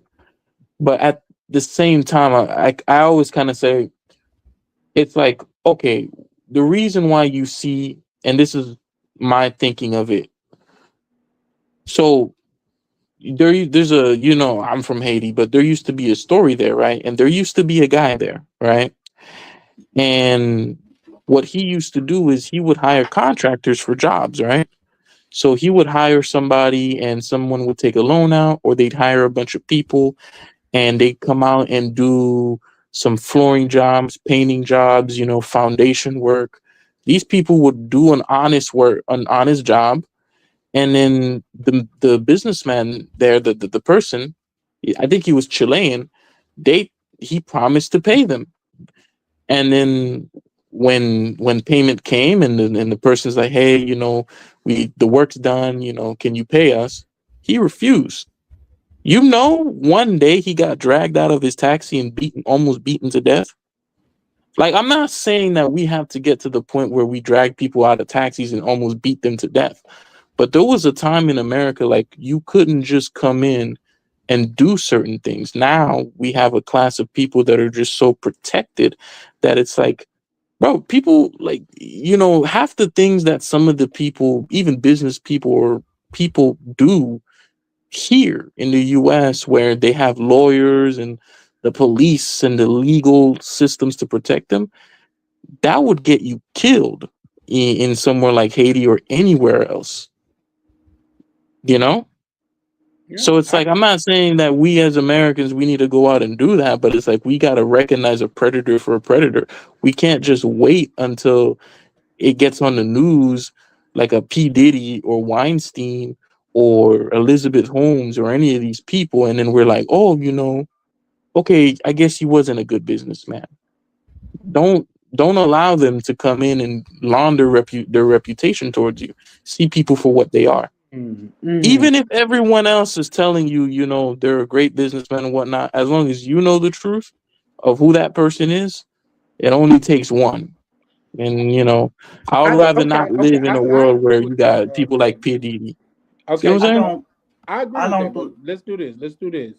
I'm sure you familiar with J.P. Morgan and some of his dealings in the past, right? Oh yeah. I'm sure you are familiar with John D. Rockefeller and some of his dealings in the past, right? Yeah. What could you have done to stop them gentlemen from doing that? You, KB, Carl B. Like personally?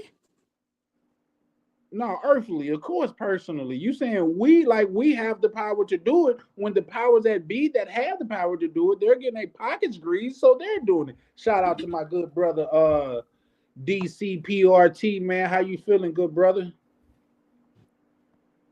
Hey, what's up? What's up?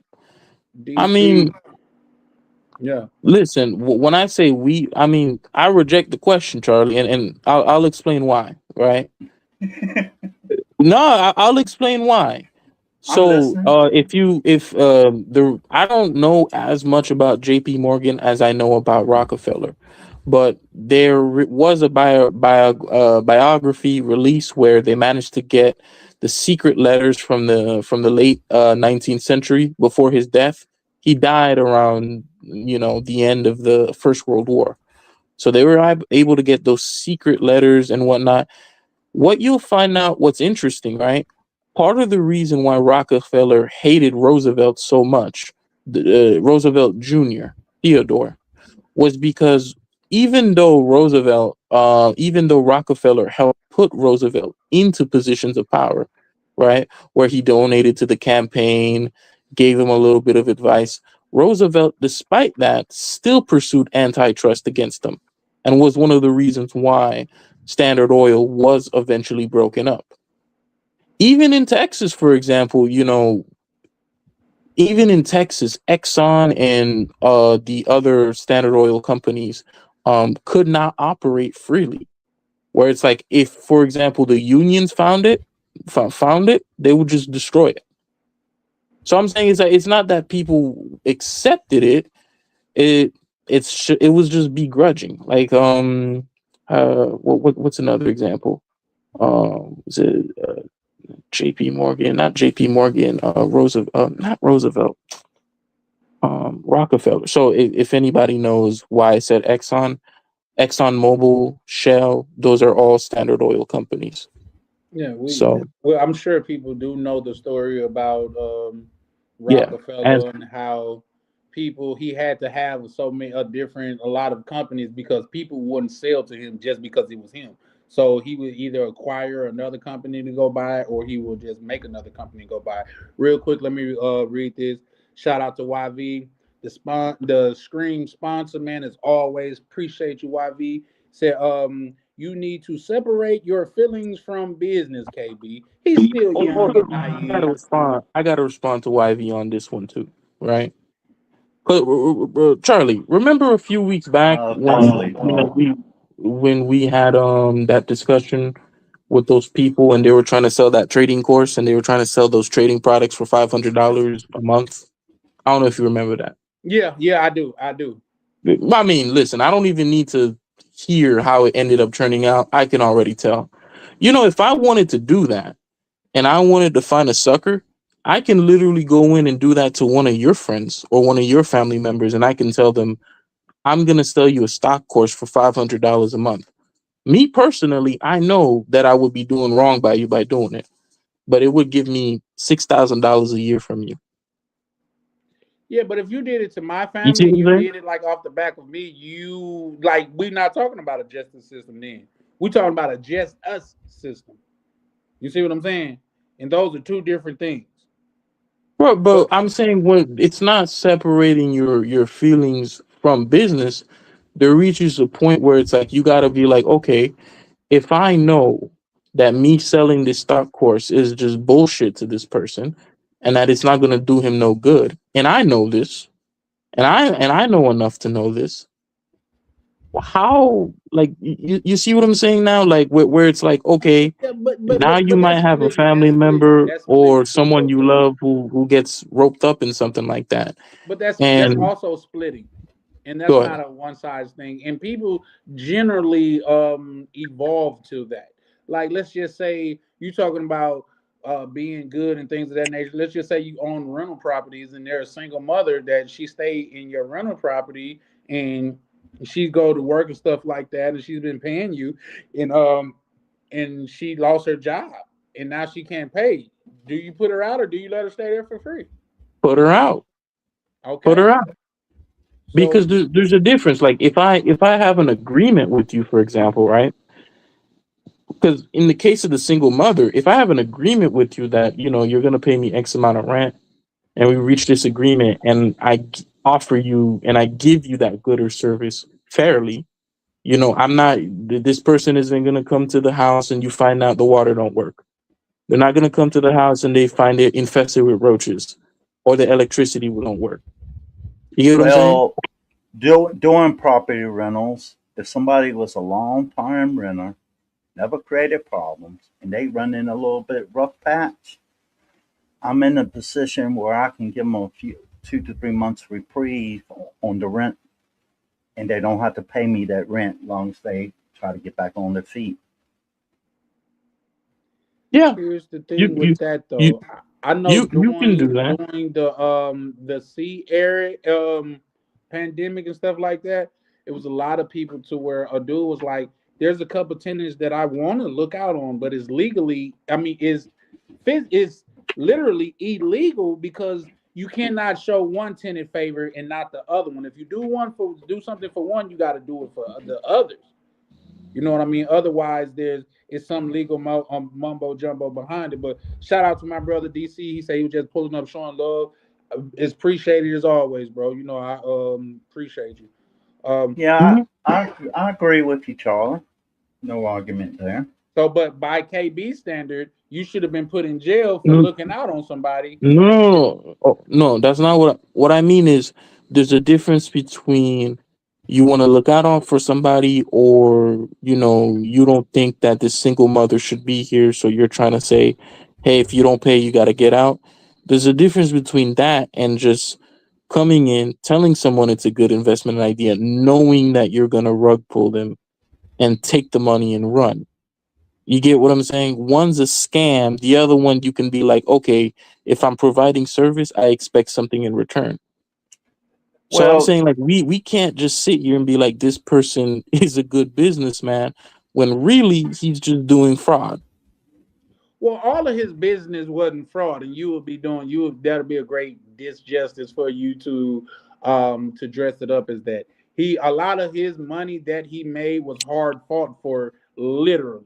So yeah, he probably was involved in some unscrupulous activities towards the end, but that wasn't like how he made the bulk of his bread, like Epstein. No, no one's saying that that's how he made the bulk of his bread, of his money, but that That felt matters, you wrong, know? didn't it? You couldn't even say bread. His bread. I mean, Ah, money. yeah, that the bulk of his money, like, but of course, like, no, if it's like saying, hey, I made $100 million, but I also came in and just scammed $2 million out of somebody.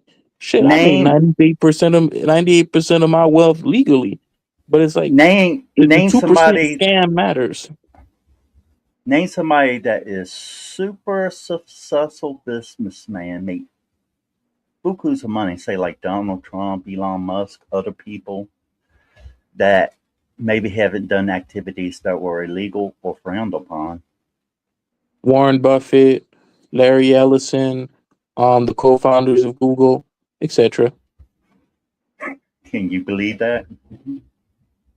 I can believe Warren it. Buffett, maybe, because I haven't heard anything about Warren Buffett bad or bad. But Larry Ellis, I don't know so much.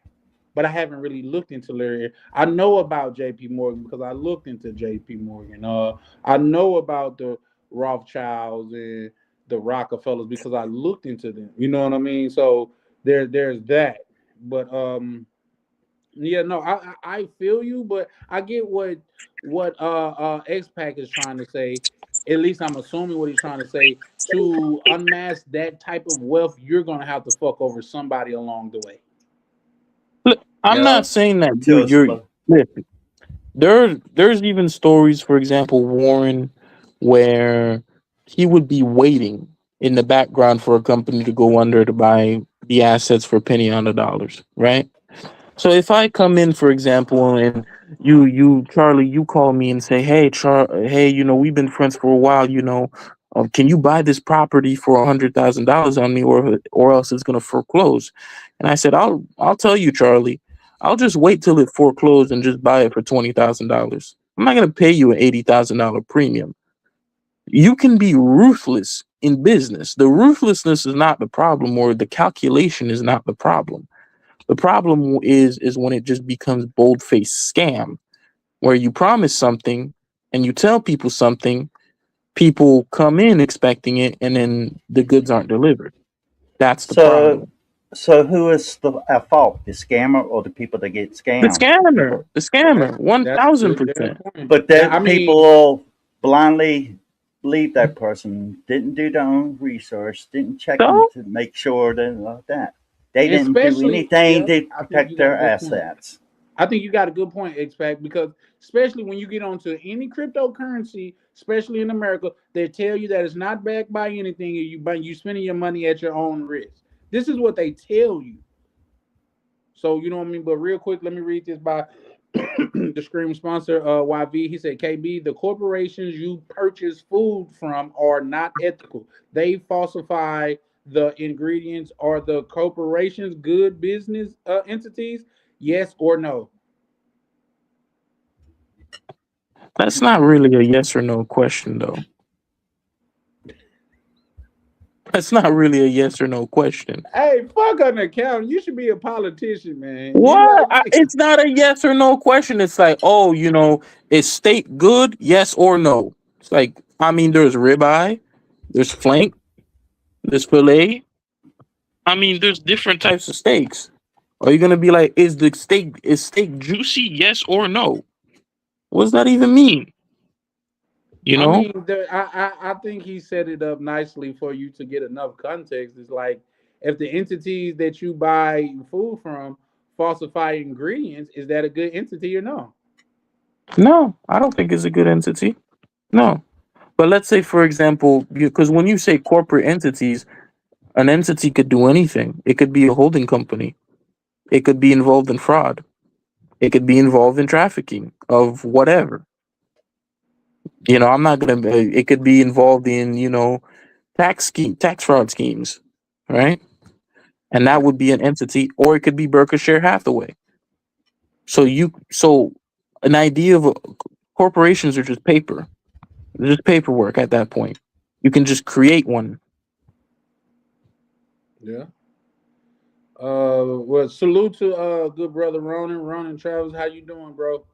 Good to see you, man. Appreciate the support as always, man. Ronan had a good live yesterday about that too. The About what? Grant, exactly what I'm talking about. The scammers, Grant Cardone's, Jay Morrison's, yada yada.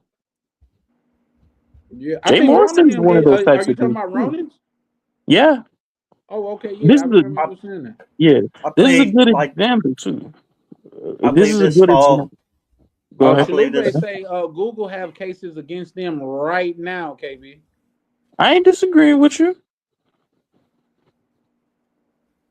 Yeah. I believe this falls back to something I said before. You can't blame others for what you allow in your life. So if you allowed yourself to get scammed, whose fault is it? Nah, that's bull. Nah, hell no. That's bullshit. That's bullshit. Nah, come on. You allow yourself to get scammed? Shit, did when Wells Fargo was defrauding people, people just put their money in, thinking Wells Fargo isn't just going to create accounts or steal their identities. But Yeah, that's they what happened. that's the problem. They did it without thinking and not taking the time to do the research so they know. Research, yeah, but you don't expect the bank to do that. I now KB got a Come good on. point on that one because even if that's the case, you would think that like the government is over something like that. They have safeguards in place to prevent that, but at the same time, those are those are not the same things. Like when you talking about because we're spreading it across the board, but we're talking about a boxer. No matter how good of a boxer he is or was in crypto. That is two different things. Like, why would you listen to a boxer for he got punched in the head? Why would you listen to him for business advice? It doesn't make sense when you think about it. Well, hold on, but you guys were just arguing that he was a good businessman. So I which didn't is say it? he was a good businessman. No, we I were said arguing he because I'm was. sitting saying you I can't said be a he good was a. businessman involved in scams. Is he making money from his business more than he's losing? Yes. It doesn't make him a good businessman. It might the people that are working up under him might make his business successful, but where does it matter? It's like I'm overseas. I have a property manager, I have a tax auditor, and all that stuff to make sure everything runs properly. And all I have to do is check time to time. Because I'm not over there running that business personally, does that make me a poor businessman? I have people working for me, making me money.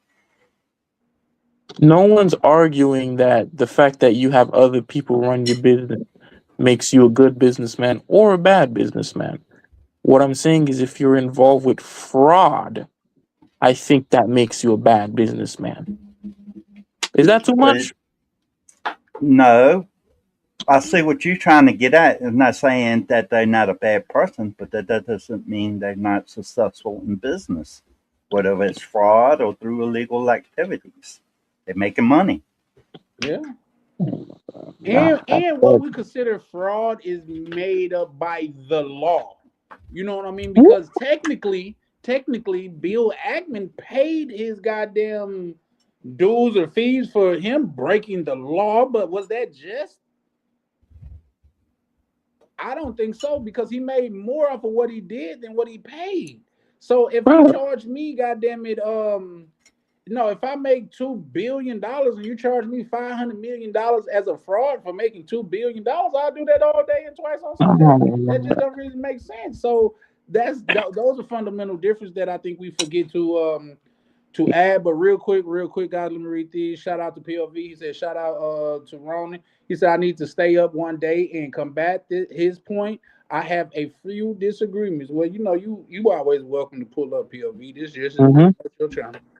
Real quick, KB, I mean, YV of the Scream sponsor says KB is a politician.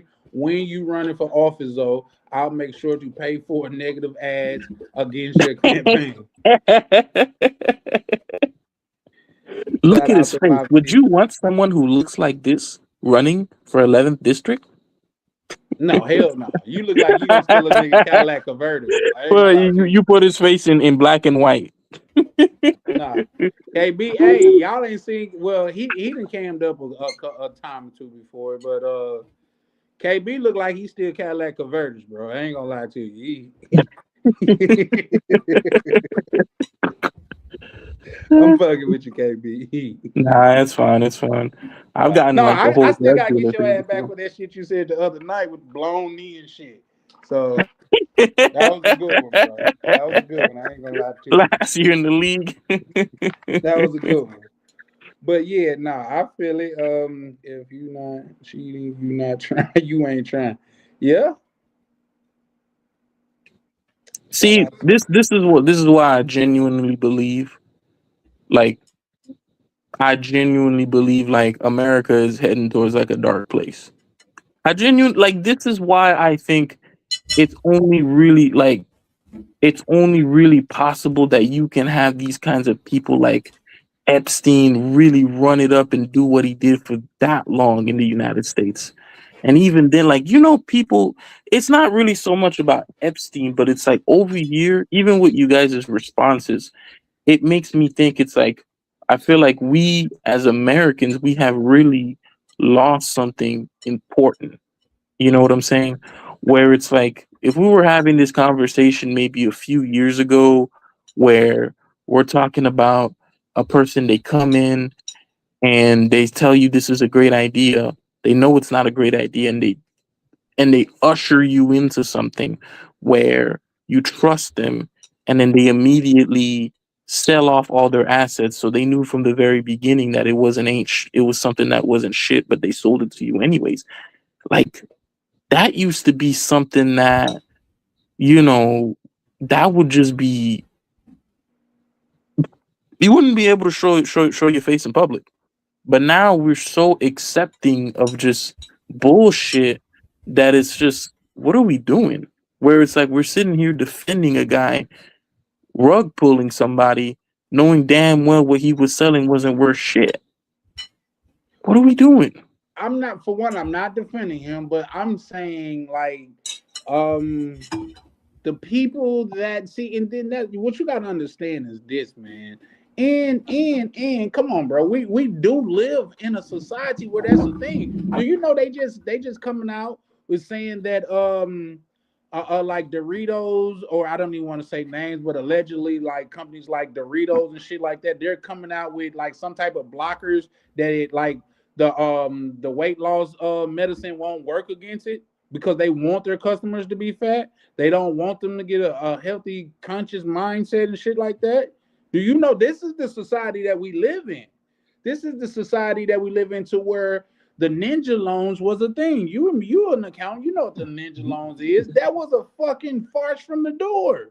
They knew what they was doing. Ninja loans. Are we talking about like Amscot and stuff? The ninja loans, no job, no income, or what? No income, no job, all Ain't no good. way. Nah. How many years ago was this? That was the 2008 real estate crash. Oh yeah. There was a lot of fraud going on there too. Okay, so now, but now he know. But what I'm saying is, this is the society that we live in, bro. You know what I mean? Like shit. Shout out to what Chalupe say. He said, "You ain't cheating, you ain't trying." Has been around since the beginning of the country. The beginning of the country. I'm sure what he meant to say. The many of the additives and preservatives that they put in foods and drinks in America is outlawed in other countries. That's a fact. Mm-hmm. That's a fact. Why? Because their study shows that it's harmful to the body. That's a Mm-hmm. fact. So we get it, KB. Hold on. Let's dissect that a little bit. Let's kind of sit on that one. Let's dissect that a little bit, Charlie. Right? Yes, Think sir. about what you we just said. can Right? we can dissect it, but no sugarcoating. All right. Let's dissect it a little bit and think about what you just said. You said it's always been like this, so that's just the society that we live in, right? Mm. Which fine, It sounds so but much worse when you say it, though.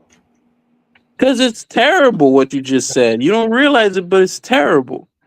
Because Well, Terrible what I you have said. to, because society, when you think about society, and this is for the Romans too.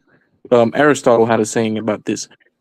The country, the country is one family. So one person, one man to one woman, they come together and they create a family. The families become communities. The communities become cities. The cities become the country, and then up, and it comes up from there. If the rot is to the point where you think in your mind and people are thinking, I'm gonna come in and I'm gonna get mine, to where you no, no, so why be, people are savages. People are savages, but the reason why we do certain things and we sacrifice that savagery, where normally you might want to just come in and just slap a dude in his face because he said one thing to you. The reason we control that violence and control that is so that our lives as a community and as a nation can be facilitated, and it can work.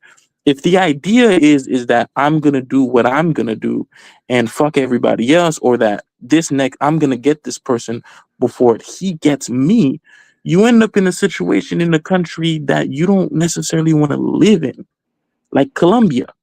Don't get me wrong, I like Colombia, but I wouldn't want to live there, or really be around the political scene there, historically speaking.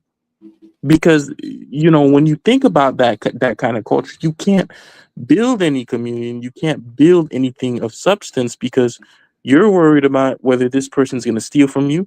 You can't trust your politicians because they're openly stealing from you, not just on some down low shit. You get what I'm saying, Charlie? Power is What? corrupt, though, and I do. But you responded to YV, what's name before I could read it. I was giving you the floor to finish the Oh, statement. go ahead. Yeah, but shout out to YV. He said, "Humanity are savages when it comes to money. Not everyone believes or follow the Ten Commandments." I agree. Chalupe, I'm sure he was referring to the financial crisis. Um, yep. Chalupa say, "Yep, that's what he says." At KB, have you been to Colombia? Yeah, he trying to get people to go to Colombia with him so he could sell their kidneys and their lungs and stuff. Hey, what's I'm wrong with that? I can make like $20,000. I'm gonna get Hey, mine. Come Ronan. on, Charlie. I have to say Ronan, like what it do, good this. brother? Hold on. I'm just Hey, getting used to. Ronan. I'm getting used to these sound effects. I believe that people should. I'm trying to goddamn it. Oh shit! I Is think that my sound effect? What Yeah, he got the zesty sound effect for Ronan. Oh shit! My bad. I didn't even hear it. Hold on. What happened? got some damn? He needs to get him a soundboard. What is No, I that was old trying to do this one. I was trying to do this one. Chinese play? Now that's I'm the not what you were trying to do. Here, I'm a person that Y'all here's my. gotta look at what I'm looking at. I'm listen. Damn you, KB. Damn you. I've been trying 5 minutes to talk. How about that one? I can't. I'm a Hold on, firm. I'm gonna see if I can come back in on my computer. It was moving slow at first, but let me. I'm a firm believer, believing that people should be held accountable for their actions. But sadly, that's not how the Absolutely. world works. Unfortunately, it is not. And that's why I kind of jumped in here. Is I was hearing you guys having a decent conversation, and the biggest thing is business is one thing, ethics and morals are another. And Exactly. That's why I sometimes was the two trying. don't go together. And sometimes people get away with a hell of a lot that ethically and morally are not correct, but business wise, it's okay and it's fair. Uh, okay. What do you think about, for example, someone like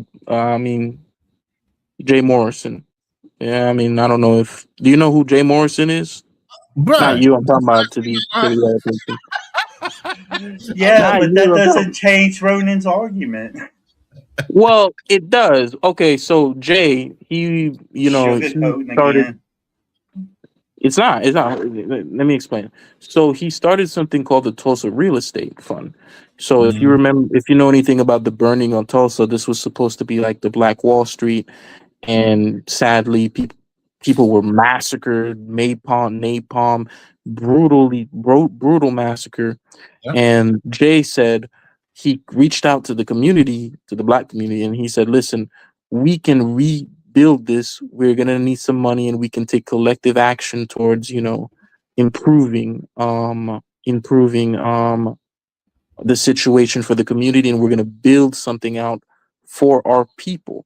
And people felt motivated by this, and they felt a call to action, and they wanted to do something about it. So they went in and they donated money, and he basically took all the money in fees, where he pocketed everything. Now, there are two consequences that came with that. Number one, anytime there's any form of collective action, people aren't going to want to participate because this Tulsa real estate fund thing is still fresh on their minds. And B, you know, it kind of destroyed a lot of faiths and destroyed a lot of people's trust in anything of any form of collective action. So now there is no more community. It was just taken away through this person. He didn't do anything illegal, technically, but you see how, him not doing anything illegal, it's still wrong what he did, to the point where he destroyed his own people for his personal gain. Wouldn't that be considered moral or ethically wrong? Of course. First off, What he he did did? do something illegal. Hold on. Did Ronan say that? No, I did not. Yeah, but here's the thing. What you just said though was factually untrue. He did something illegal. That's why the FBI was involved. He misappropriated funds, and that's goddamn it illegal. When you take money as an investor, you are accountable for what you do with that money. And if he squandered that money, by definition, that is illegal. No, let me explain, right? You can be under investigation for whatever, but I think the number one thing that he did that could probably get him in trouble was he bought a property for $800,000 and he exchanged it with himself for $1. That could really get him into trouble. But if he took all that money from just management fees and advertising for himself, kosher. Here's the thing: the dollar amount alone is a felony. But the way he did it so slick as to there's no way right now, even with the FBI investigating, they could prosecute him. One, you invest at your own risk. Now, I'm sorry, but if you didn't do the research on the person that you were investing in, the one that was running the organization, the one that paid other people to come in and verify or testify on your behalf that this is the guy that should be able to lead you to the promised land, and you didn't do your own personal research, that's your fault. Yeah. You should have never gave up the money without verifying. That's some of the things that me and Fearless talk about. Go look at their LinkedIn. Go do some research on the person. Stop believing people because they're polarizing in the things they say, or they have some kind of slick tongue about themselves. Snake oil salesman's been around since the beginning of time, hustling people with a turn of a phrase because their popularity, their looks, they're doing whatever they can. You ever notice why real estate agents look so clean and spiffy? They're wearing nice suits. Their hair is all prim and proper. Because those type of dollar amounts, you have to have a certain appearance. A lot of people go for appearance, not knowledge. Hey, which is crazy because if you look at most scammers, they are not out of shape and overweight and slouchy. No, that's crazy when you think about it. That's just like when you think about the DJ Gary Jackson. He's taking money from women and telling them, oh, all these dudes are this, that, and the other. And what was he doing to his wife? Yeah. That's a fact. So, Carl, if you want to be a good scammer, man, just get in shape and look good. Like I said, right now, you look like you still Cadillac converter. So, if you want to be a good salesman, a good scammer, like, put on a suit, man. You mean good scammer or good politician? Both of them are the same. Listen, I have shirts. I have different things that I have, and I've been in the business industry and executive management, VP, all this other shit. But I don't come online and put on a uniform to give a certain projection. When you see guys putting suits on, and no offense to some people that might be listening, you see guys putting on a suit, that's a uniform to give off a certain appeal and projection to the people that are viewing you. Okay? Why are you putting on a suit to get on a fucking camera? Well, you hot as fuck. You're on the wearing my simple shirt. Business because you're trying to sell your subscriber or your listener to believe that you are something more than you are. I'm business casual or I got a t-shirt on. I still know about finance. I still know about investments. I still know what I know. I don't have to put on a suit to project it. And when you see people on YouTube specifically that do that, then you have to question, why are they just like that? Why are they painting this picture of success for your viewing pleasure, unless they're trying to sell you something? Mm-hmm. I have to agree. The majority of them do that. Yeah, the majority, but I don't think it's a one because I think the lead attorney he wear a lot of suits. You know what I mean? Yeah. And I'm not sure if he's trying to just sell you on. I mean, is he running the court? The brother's retired. I'm retired. I'm semi-retired. I let all my licenses go. I don't necessarily punch a clock. I do consultations sometimes on pointing people in the right direction, but at the end of the day, I'm not going into a law office every day. Neither is lead attorney. No, he's not even. He's not even practicing anymore. Correct. So when he puts on a suit, he's putting on the suit as a uniform to represent who he was in the legal persona. Not necessarily that he needed to wear a suit that day. You get what I mean?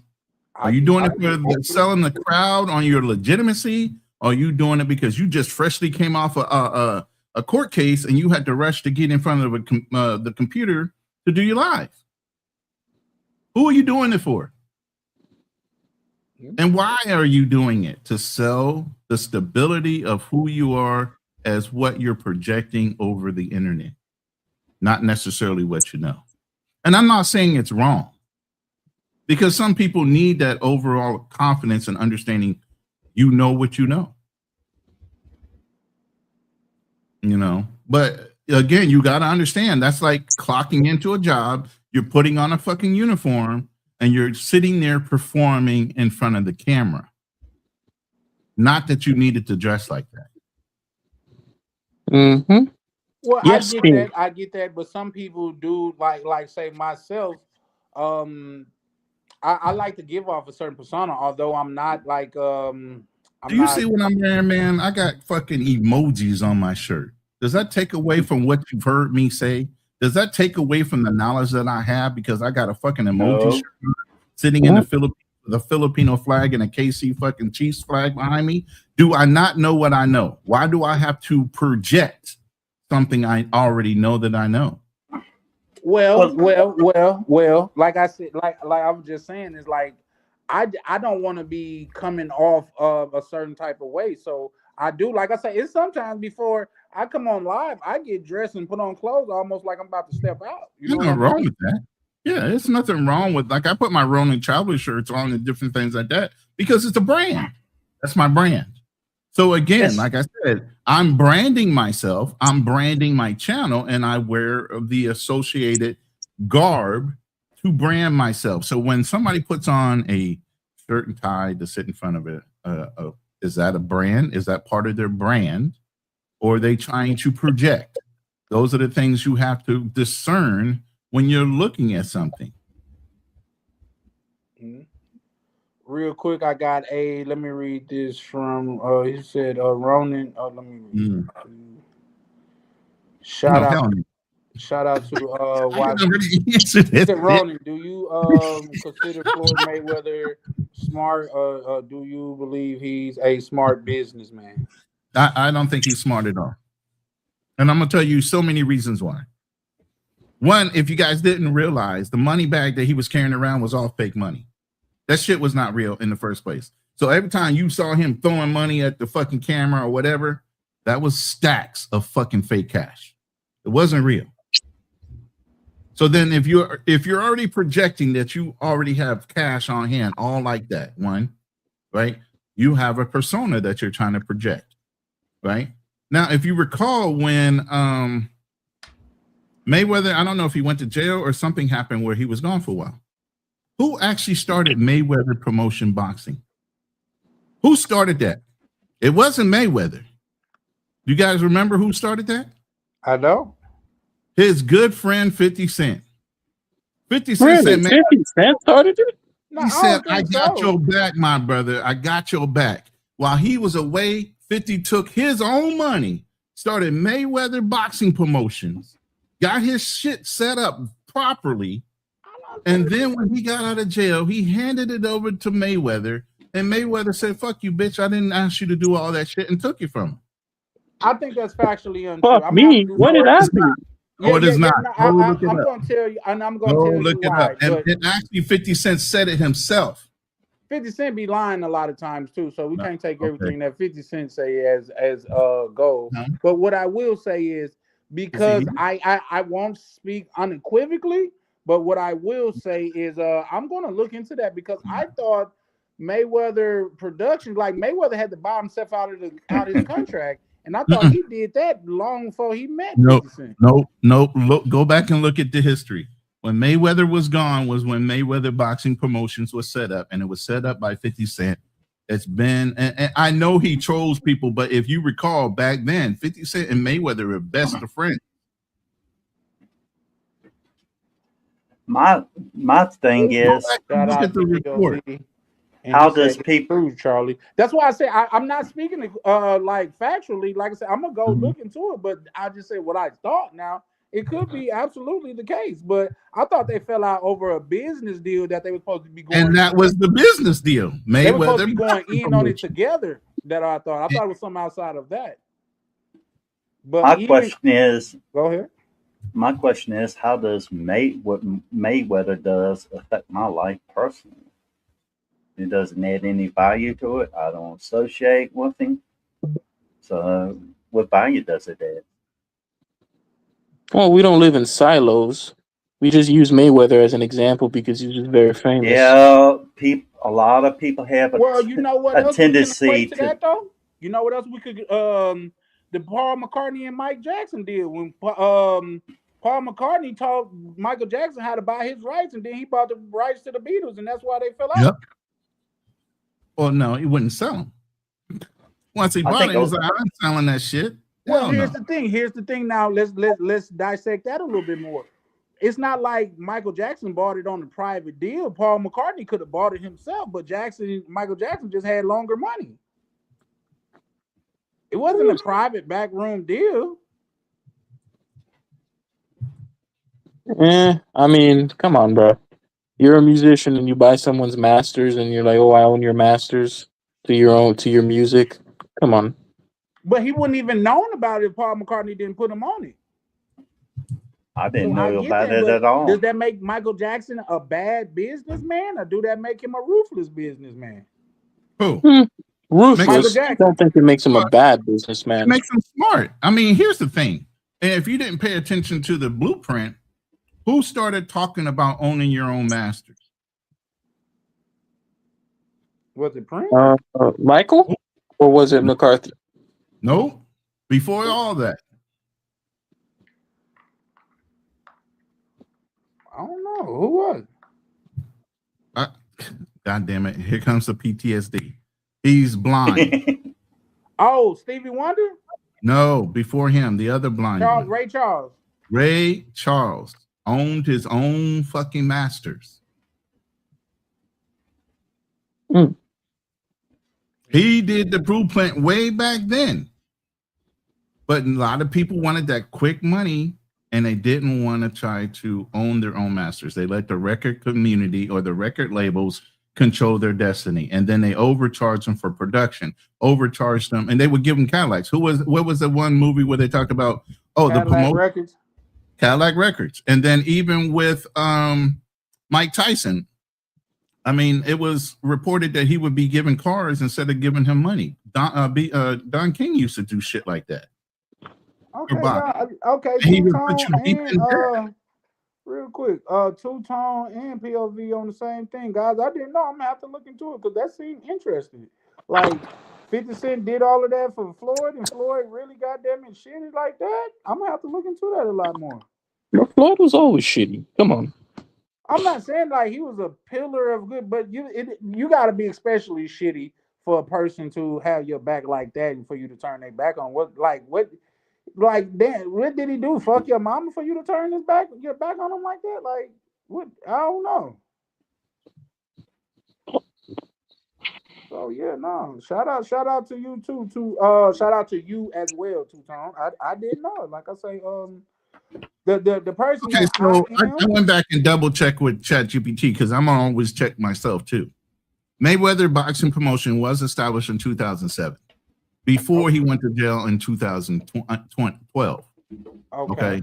What 50 Cent helped him do was run the day-to-day business while Mayweather was in jail. And during that time frame, I think he blew the promotions up to where Mayweather benefited from him running his corporation. Okay. Okay. Well, okay. With that being said, And guys, then later, 50 Cent I established wasn't wrong. SMS promotion. I wasn't You wrong weren't when I wrong. said You that weren't though. wrong. So shout out to that. Yeah. POV said Suge Knight gave cards instead of money. Yeah. That's Yeah. just like your company giving you a fucking pizza party instead of a raise. But again, and it runs back to, is that wrong? Is that ethically wrong? Or is that morally wrong? Or is it the idiot that's agreeing to the shit problem for not paying attention to what he signed and not having proper legal representation? A lot of people sign things what they call under duress with the promise of something bigger coming, but they don't do the research on what they're signing, because by the time they sign the first document, you can't sign the second one because it's in perpetuity. Hmm. Yeah. You can never get out of it once you sign it. Those are deceptive contract practices. And then there is a legal recourse where you can say, I signed something under duress, I didn't have the proper representation. And then there are some exclusions where the judge might let you out of a contract, or you could be locked in forever. But a lot of people don't go that in depth with trying to get out of some of these locked in contracts. Yeah. Real quick, shout out to my good brother Prime. He said Don King was not a thief. Boxers was paid what they negotiated and took Mhm. advance on fights. Spent the money and did not take Exactly. overhead into account. You definitely right. You definitely Yeah. right. But I think Because Don King did the do some shady boxer shit. obviously, like, has to pay for he has to pay for his trainers, he has to pay for his food, he has to pay for a lot of these things up front or to his people. And sometimes what they have negotiated is they'll split the percentage of the purse and trade for the training and other things. So it just depends on how you have it set up with your trainers and your cut man and all these other things on the background of the business. But a lot of these boxers are not the brightest in the world. Hell, you got CTE, you getting fucking punched in the head all the goddamn time. That's a fact. Mike went broke at least 2 or 3 times off his name alone. Yeah. Shout out to Two Tone. He said, James Brown. Speaking of James Brown, do you guys know he was the first black man in America to own a private jet? No. And a lot of people wouldn't Okay, know what? that. The first black man in America to own a billion-dollar business was Reginald F. Lewis. He also wrote a book entitled "Why Should White Guys Have All the Fun?" That is a tremendous book. I encourage anybody to read that book. That is a great book. One of the only books that damn near had me crying. But with that, I digress. Yeah, you know what though? There's a lot of patents out there that black people could have made billions on intellectual property before they actually coined the phrase intellectual property, like the cell phone inventor, black woman. Certain things like that, where the intellectual property is now vastly shared between everybody in the telecom community, really is a resource for money for her family and her descendants. But like Johnson and Johnson and all these other people, they guarded their intellectual property and different things that they run. Where black people, even though they might have sought the patent and got it, never really had the legal representation to protect their intellectual property from being shared on a global scale with other people profiting off of their fucking patents. Mm. Yeah. Yeah. I can tell you something. With that being said, and I can relate it to the two. Um, I'll try to land it as quick as possible. Like Lil Wayne said, his greatest financial mistake was not trademarking or patenting the term "bling bling." He said, if I did that, I would have been 100 times richer than I am right now today. and leading. I mean, to build. I'm saying that to say, you guys know who patented the saying, and they're extremely rich off of. I think his name is it Michael Buffer or Bruce Buffer. Let's get ready to this, that, and the third. Yeah, That is Michael Buffer is the one that invented it. Do you realize the guy that did the UFC announcing was actually his brother? No, Michael Buffer and the guy that announces for the UFC are actually related, but they didn't know they were for a lot of years. Oh, that's crazy. Which is really crazy when you start thinking about it. Yeah. Yeah. Shout out to POV. He said, "Man, I was supposed to disagree with Ronan, but I just been agreeing with him tonight. I mean, I've been agreeing tonight. You disagree with me. You coming in here set up to just disagree with me? Come on, man. Shout out to POV. But I heard you guys talking about this, and I talk about it all the time on my show, and it's the difference between, are you doing things business-wise that are morally and ethically? In certain businesses like mine, like insurance, fiduciary, you every 2 to 3 years, you have to do a ethical and moral type of training to make sure you're staying within limits of what you're supposed to be recommending for your clients and thinking of them first and all these other things. So there are very few certified businesses or certified kind of like lines of business where they continue to challenge your morals and your ethics.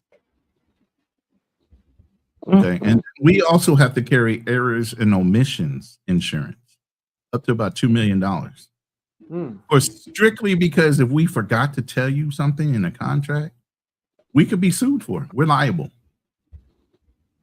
There's not too many people out there that are liable with the things they give out as far as information, misleading them down a path where they could lose thousands or millions of dollars. You know what I mean? So there's a different level of expectation based on who you're dealing with and the type of business you're talking about. Not all businesses have an ethics clause. Not all businesses have a thing where they have to tell you 100% the truth. They can be deceiving in their tactics. Yeah, look that's just like the police. That's why I tell agencies used to function. They used to lie the fuck out of you to get you to admit that you own the debt so they can carry that shit out. Yeah. When they don't necessarily have any right to collect any debt because you don't have a contract with them. You should know that. Fact. That's a fact. Right. That's what I'm saying with unethical practices. But just because I mean I get what you're saying, like because shout out to you, Two-Tone. He brought up tenderism. Tenderism. We brought him up yesterday too, the other day. Listen, like say, I get what people saying, or he took advantage of them and shit like that. But if I'm being honest, man, our people can be so fucking selective. We have been the mascot for so many companies. That anime shit is crazy. You already know. You step and fetch an Uncle Tom mentality. Yeah. Yeah. See, but at the same time, they no, I'm saying that to say this. Like this, when we look at the Popeyes commercial, do we think that the lady Annie Mae really in there cooking chicken for them, or the Pine Saw lady, or Auntie Mama? A figurehead, a front head. That exactly, you know what I mean. And then now, if we're gonna call a spade, when everybody was reaching out to Mr. Tenderism and stuff like that, okay, now he done linked up with a rapper, and the rapper got his back, but he was telling them, "Don't worry about him, he got it." But that's that old mentality of being forgiving. And this is, we've been browbeat by the Bible and allowing, things to happen to us and putting it in God's hands, while white people and other cultures have been stepping all over us head and toe, using that against us as well. Got that turn the other cheek one time, not repeatedly getting slapped all about the head and body and abused. You can say shit about that. There was in Jamaica, I don't know exactly what year it was, but when they had slavery there, they even created a slave Bible that only promoted them, or they were supposed to honor the masters and all that stuff. Yeah, I bring it up all the time with the slave Bible being manipulated, as well as the James Bible being manipulated by the Catholic religion, form of controlling globally the world. Who did all kings have to bow down to if it was not the fucking Pope to get permission for not only arranged marriages, but fucking wars? The Pope approved this shit Yeah. because of religion. Yeah. That's a fact. That is a definite fact. But so yeah, no. So shout out to the young brother KB. We be having to remember that he want to What? walk down the hill and fuck one or two. Us old men, we know that we You know that gotta. story? You I know mean, that he want to story run too about down the the hill bull and and the fuck one son? or two. You know We about want to walk about down the the hill bull. and fuck them all. You see what I'm Yeah. saying? So Yeah. we He's gonna gotta. take his time and get them all. You see what I'm saying? Like he just running gun right now. And once he get Running gun. I mean, listen, I because originally what we were talking about was I was basically saying, listen, you can't be doing actual frauds where you come in, you promise people something where, if what Floyd did was securities fraud, it was. It's just that crypto markets aren't really regulated. You come in, you sell people, you tell them it's going to be a great idea, you tell them this is going to be great, this is going to be amazing, and you sell it, knowing damn well day one you're going to dump all the assets immediately and line your pocket as quick as possible. But then you tell the public, oh, this is a great idea. Yeah, that's just a scam. This is a straight up scam. Now, if you're just saying, hey, I have a way to where I can buy your asset on pennies on the dollar. I can make money off of buying your masters or something like that. That's something different. If, for example, I want to evict a single mother for being 1 day late on rent or a month late on rent, hey, if I provided service where we had a contract and I told you, hey, the water works, everything works, there's no roaches, there's nothing that you can say, hey, this is terrible living conditions, then that's different. Pay me what you owe me. But if I tell you something's going to be great, I sell it to you like it's going to be great, knowing that it's shit, that's something different. hmm. Yeah, but to talk about what we earlier, whose responsibility is it to do the research before they open their wallets? I disagree on that. I don't think I it's don't. the no, You because it's know, not, it's not. you can Go ahead. sugarcoat a crab sandwich all you want to. It's still not going to get rid of the taste and smell. I understand that, but I would say, this is kind of the country or the state that we're in now. If for example, Goldman Sachs, for example, or the way that they would think about business or even talk about business. Goldman Sachs being one of the oldest banks here in the United States. The original Goldman, he was a Jew.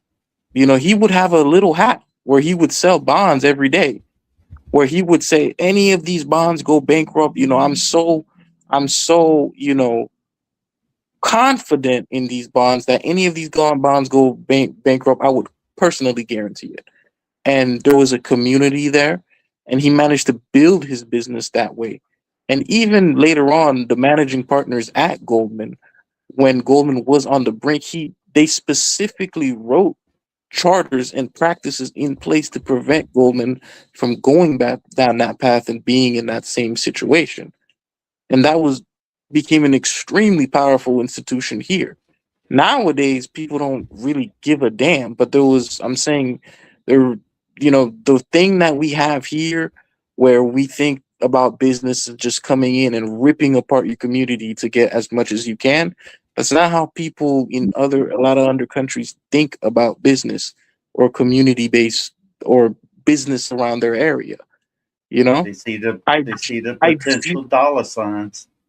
Yeah, yeah, and I'm not a big fan of China, but there's a lot of things where if you did something like that in China, you would get 25 years in prison. The CCP would 1,000%, you know, put you under the jail. I'm not saying the CCP is perfect or that they don't do messed up things or human rights violations. I'm just saying that, a lot of the stuff here, we're just so casual and we kick our feet up like it's whatever. But it's like, what the hell is this? So I'm saying, West Dismas has a comment. He's saying Mayweather is smart ownership. He owns his promotions companies. He owns his boxing gym. He owns his brand. But he's and he bankrupt. owns his real He estate owns a lot of and shit, but he's bankrupt right now. smart avoiding marriages. What? Well, the thing is, Shout out to I don't, Expat for reading the comment from YV. Appreciate you, bro. I don't know the man personally, so I can't say much about him. I know he's a famous boxer, seen a couple of his matches, but other than his personal life, I don't consider it my business. You know, if he does something wrong, then it will go through the courts if he can be legally charged, and they decide whether he's guilty or not. I'm not saying the system is perfect, but you know that's how our society works. Yeah. Listen, I think I think it does affect you. Anytime there's like these instances of fraud where we know the person is committing fraud, where we can visibly see it, we can verify it, we can look it from angles and confirm it, and we know this person, whether it be, you know, well, and we know this person is that, it affects you in a way, right? Even if you're not directly there. Take for Okay. example, you know, someone like Diddy, EP, you know who I'm talking about. All these types of people. People had Weinstein. People had been saying that these people are monsters for years, but it's like, you know, now that they're out, it kind of does affect you because look at, for example, due to Weinstein, we ended up having the M2 movement, which became big here in the United States, which is still going, which swept across the United States and changed our culture and dynamic completely. You know, I reckon I'm built different. Anytime I invest in something, I make sure I do extensive research. I'll hire somebody, say like I need a financial advisor like Ronan. I'll do a background check. I'll check on him, you know, not getting into anything personal, just seeing if there's I want you to. That's anything why I link against my, them. here's the thing. I want you to. That's why I have my LinkedIn page on my page. You can see that I'm verified and double checked by CFOs and CEOs and Yeah, other leagues in my. exactly. I don't hide my fucking identity because I am a fiduciary, and if I give out advice, I want you to understand it's for your benefit. It's not for mine. Plus, at the end of the day, Exactly. I give out consulting advice. I don't sell you anything. I refer you to other people after we map out a plan for you. So Yeah. there's a difference right there. I don't get anything from it, but to give you information. Mhm. Real quick, guys, hold on right fast. Shout out to my good brother K9, man. How you doing, bro? Appreciate you pulling up. Also, guys, we're gonna be shutting down in probably about a good 15 minutes here because I'm really trying to stay within this little window of opportunity and shit. But yeah, no, Mhm.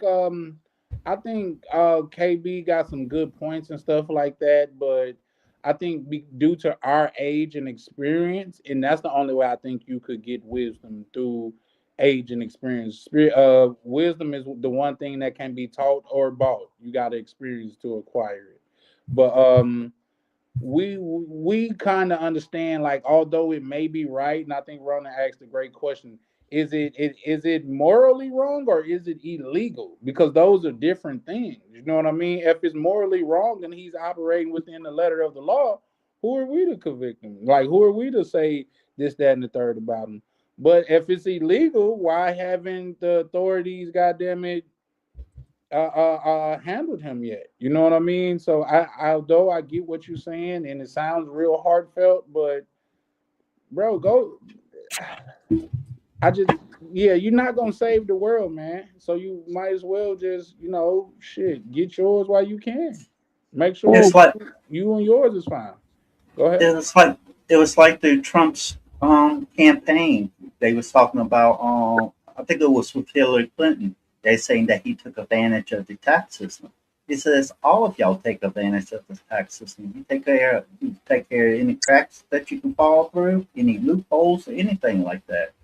He says you can't blame me or other people that take advantage of it. If they don't want to do it, then they need to create a law about it.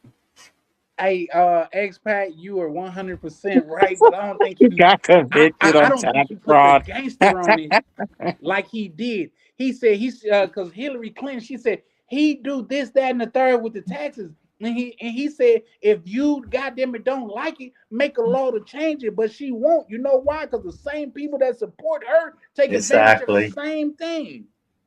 That was one of the most gangster things I ever heard him say. He said, "Yeah, I do it. Change it." Oh, you won't because the people that's lying in your pocket take advantage of it too. Guess what she did? Just looked snarky and walked off and looked the other way like somebody called her name. Yeah, no, come on now, come on now. So yeah, I like this. This is just is what it is. And if we think about it, shout out to this country. I still think America is one of the best countries on earth, but America within itself is a scam. Bro, you go to hard the thing that is taxed the most damn near is labor. You get paid from your job, they take taxes out automatically, and whenever you spend that money thereafter, you get taxed again. More and more and more. That shit's a scam. The healthcare Yeah. system, insurance, that shit is a scam. Do you know how did you ever look up and see why that shit costs so much in the hospitals? It's a scam, bro. Well, I can get a medical treatment, medications a lot cheaper here in Thailand than in America. It's a scam. Why? Because they They not make scamming money. you. They There's making no way money. a bag of saline should cost $500. Come on. Um, the probably the last time I was in the hospital in America, it was for multiple pulmonary embolism, meaning I had many blood clots in my lungs. I stayed like about 3 days in there. Um, and they sent me home. They sent me home with a blood thinner injection. I think it's called Lovenox. I had to take 2 shots a day. Each shot cost $1,000 a pop for 3 months. That's 180,000, and it my bill was like about 130, $140,000. March, December 13th, 2024, I stayed in the hospital for stroke. That included the emergency room, the CT scan, staying in the hospital, going home with medications, everything. It's like a little over 7,000 baht, so a little over $200.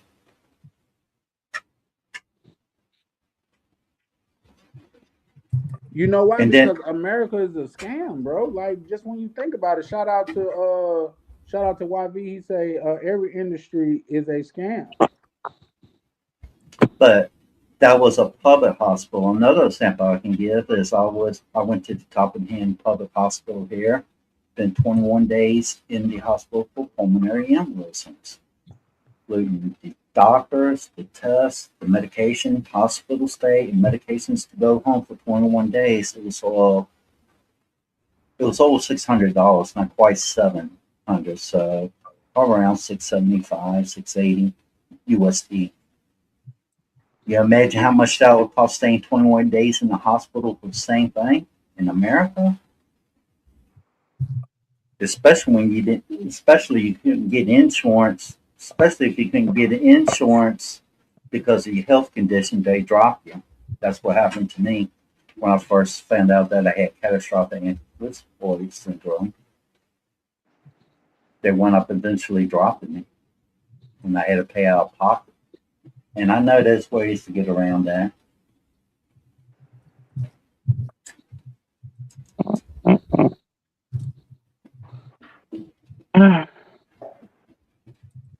I I think don't know, Kelly. I would say based off of like these responses and sentiments, I do think America is just going to be on the decline. I think this next 100 years for America is going to be real painful for a lot of people. Shit is painful for a lot of people right now. Oh, people ain't seen nothing yet. I love when you that's talk like you 50 years old and you like 13. Well, I mean, it's not a matter of being 50 years old, but you don't got to be a genius to kind of see the signs.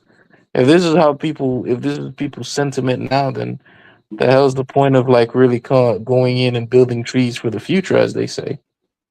No point. It's a a scam, lot. anyway, right? What I You normally do it say for is yourself and consume. What I used to say is America charges you rent to assist that most people can't afford anymore. Hmm.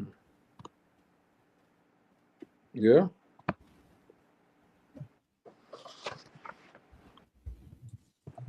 Mm. A lot of people are just one paycheck or one emergency away from becoming homeless, and that's a sad state to be in.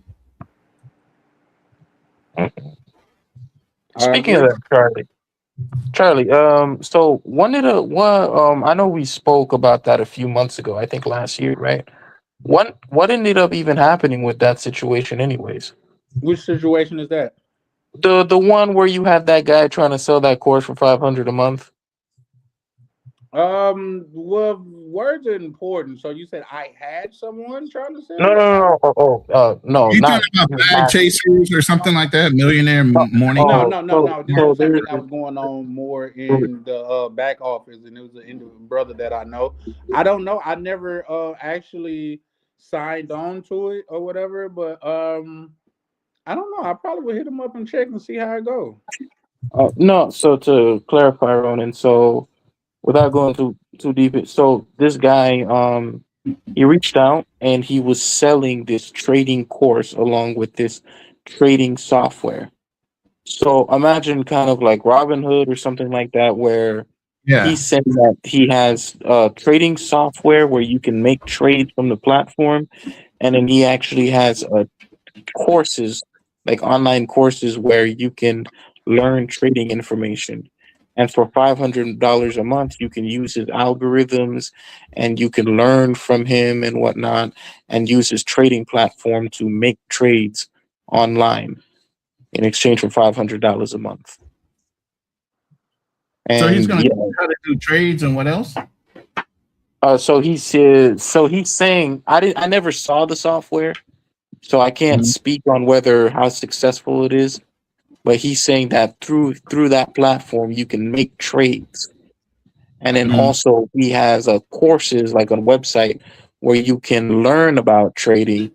So he's kind of selling it as like a package, and then he also says he has trading algorithms as Mm, well that you can use to that's a then. big thing nowadays because they have a lot of AIs out there that'll track like trade information to where they have high recommendation of success based on these algorithms and the AI reading when you should buy and sell. And a Mhm. lot of people put a lot of trust in those AIs to trade at the right time, where it holds out to the very last second to sell before it buys, and a lot of those things. I am not that guy. I mean, I believe in AI, but I also know how much work it takes to program an AI to figure out things, and they still make mistakes.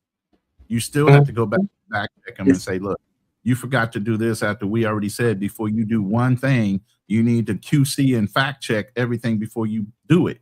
And they'll still say you're right at the end of the day.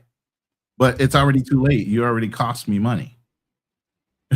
You know what I mean? Yeah. that's So why AI is a not lot of there. things. You would That's trust why them. many things like that is the saying at your own risk.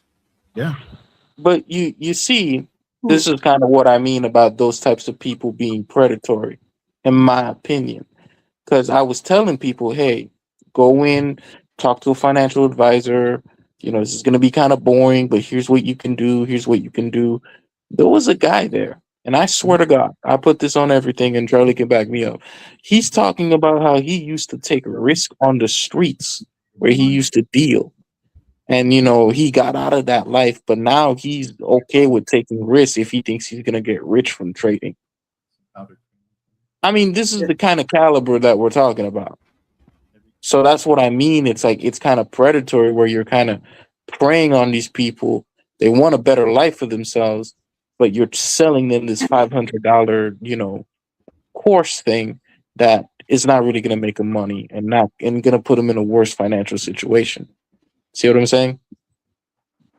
Like that's a real life example where I'm just like, yeah. At your risk is basically saying as is. So if you went on a car lot and bought a used car as is, and you didn't test drive it or do anything to it, you just bought it as is, and you drove it off the lot, and the motor blows up in it. Whose fault is it? I don't think that's the same thing. This guy was literally selling a trading course. People were coming in with the expectation that money was going to be earned, despite what he was saying about how, listen, no one pays money for a trading course if they're not going to use that money to go in and actually make money. You know what I'm saying? But with the car, Expectations without research. Yeah, I and mean, I get what X Pac is saying because believe it or not, it's a whole thing of when it comes to scamming people or like just like recruiting people to scam. They say like people that doesn't catch subtle like mistakes in like the verbiage and stuff like that. Those are the people that they want because those are the people that for one have lower IQs, less educated, and they're more or less to bite on those type of scams opposed to like a sophisticated investor. You know what I mean? So the people that'll fall for this shit with all of these wrong punctuations, mixed spelling and shit like that, those are perfect for it because they're not sophisticated people. You know what I mean? Not to talk down on anybody, but this is a real strategy that you could look up that people use. So yeah, for sure, for sure. But at the same time, it's on everybody. Why would you go work for hours and hours and hours and just go to goddamn it give your money to a man in a suit because he using words well? That doesn't make sense to me. And I get what you're saying. Oh, we should be ethical, but the world is full of unethical people. What are we talking about here? listen, I'm Yeah. not saying. Oh Lord, I think we're getting. I think y'all miss it. Everything cool? What the hell is Like that? the condo. Well, what you normally do, you say, I want to talk about this without getting into much detail. We're just trying to break it down to the core point of things. There is no perfect paradise that exists anywhere in this world. Everywhere has its own place, its own problems, its own trade-offs. You decide how you want to handle it, where you deal with laws, deal in business or whatever. You're the person that opens up the wallet. So in the end, it's your responsibility to make sure that you're investing wisely.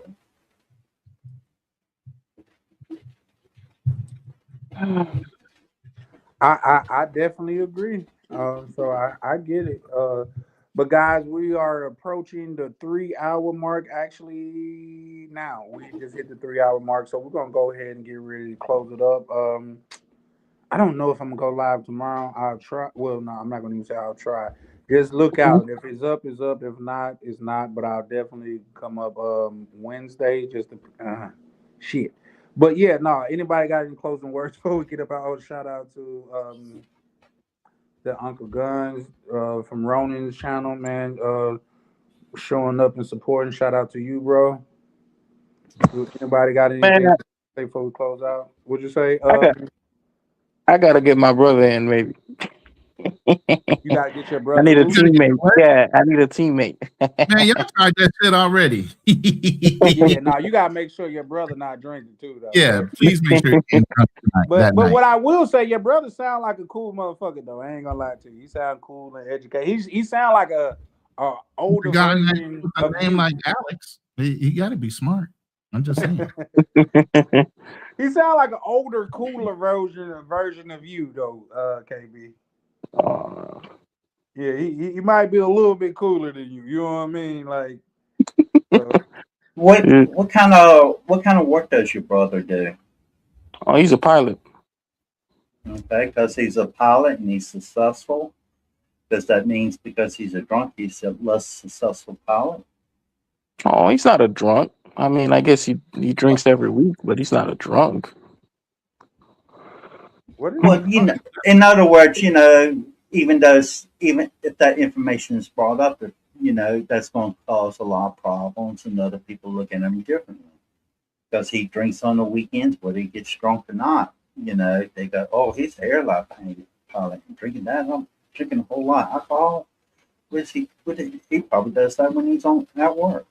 Nah, he You definitely. know, Nah, he pulled up. He was people. super cool. This is not even that type of this type of community though. But he pulled up. He was cool, and he said some shit that was like I'm glad he was in this circle when he said it because some people could have took offense to it, but it was funny as fucking. We roll with it. You know what I mean? So shout out to Alex, man. He seemed like a very cool individual. I hope he be setting you right, KB. You know what I mean? Basically, Uh, what I was trying to get at is people will start assuming things, whether it's right or wrong. And with that, I say thanks for having me on the panel, and thank you for the people in the comments. Oh yeah, for sure, man. Appreciate you pulling up, X back, man. You oh straight yeah, ball. always a pleasure. Always, definitely, always a pleasure, man. You let somebody else up on the panel. No, that's me. That's me. That's Oh, my okay. other phone. So I'm just see. Let me see. I want to hear what Ronan has to say. I got one more thing to say. I'll be in Bogota March 28th. I'm That's All it. telling right. you, There you go. he gonna steal your kidneys, guys. Just be honest. Like he talking about Kidneys. this. Where you hear that rumor at?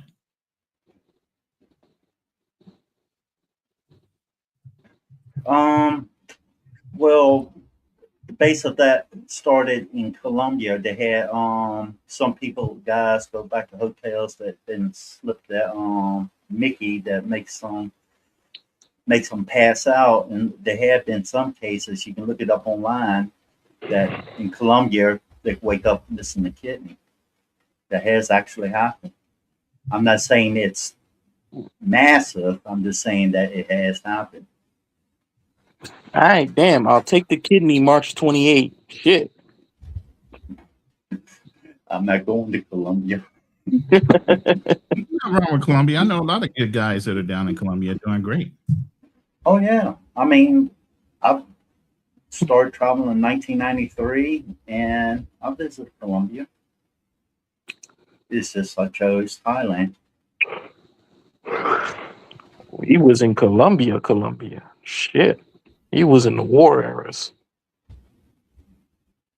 Um, I'll say I was there when things were starting to quiet down a little bit more, but it's still a little hectic. Basically, I shouldn't have. I was going overseas in other countries when other people when you really shouldn't have. You can get yourself in trouble if you weren't careful. Oh yeah, Venezuela's about to be the play. I can't wait. But we need it's Ronan's turn to call. We keep interrupting. Oh, is it? My turn? Hmm? I'm sitting Yeah. here messing around with a thumbnail. That's why I'm so quiet right now. I didn't get it done in time. All I said was, and why I came up was I was listening to the conversation in the background, and it got to a question of, really morals and ethics, not bad business practices, but ethically, are they doing the right thing for their client, or are they doing the right thing for themselves to benefit from? And you really have to take your time now, just like you're vetting a woman now. You're looking at a big butt and a smile, but you don't know who you're getting into bed with. At the end of the day, she could be some kind of crazy, chaotic, terroristic type of woman. You don't know, but you're mesmerized by that big butt and a smile. Same thing with snake oil salesmen. They're popular, they're polarizing, they look good, they're saying all the right things when it comes to common sense and simple logic. But when you go to dig down in who you're dealing with and who you're talking to, and whether they actually know what they know through education, or whether they know what they know through actual experience, and even some of that experience can be not as to the level that you think it is. We did a show a couple weeks ago about Anton Daniels and following the money and where it actually came from, and knowing that he had inherited a lot of his money around 2019, 2020, after an accidental death of his father and them suing the city. Now all of a sudden he's got Bag Chasers, Millionaire Morning Watch, and all these other shows. But if you go back about 8 years and start looking at his dusty videos and how he came up, yeah, he put in the work. Ethically, he knows how to put in the work to be polarizing, to get the views that he has. But to project that he was a successful businessman up until then and how he got his money, you really have to start looking at how people come about and come up. Because I didn't even know that. they come up off of you. The Bag Chasers is what his income is now. His Patreon is where his income is now. aside for what he inherited. He set himself up with the seed money he got from his trust and his inheritance so that he can successfully continue to reproduce that type of income coming in through his lives, his promotions, his bag chasers, and his different groups. But ultimately, did he do that from being a successful businessman or a great guy on a mic on YouTube? And he expanded on that. Is it how you get there or the principles on what you're built on? Does that matter to you? You know, and that's the biggest question that everybody has to ask themselves. What matters to you? How they got there or the fact that they're there? Did they hurt people on the way or nah, they're still boss because they're there now? You have to look at those things. Those are all factors at the end of the day.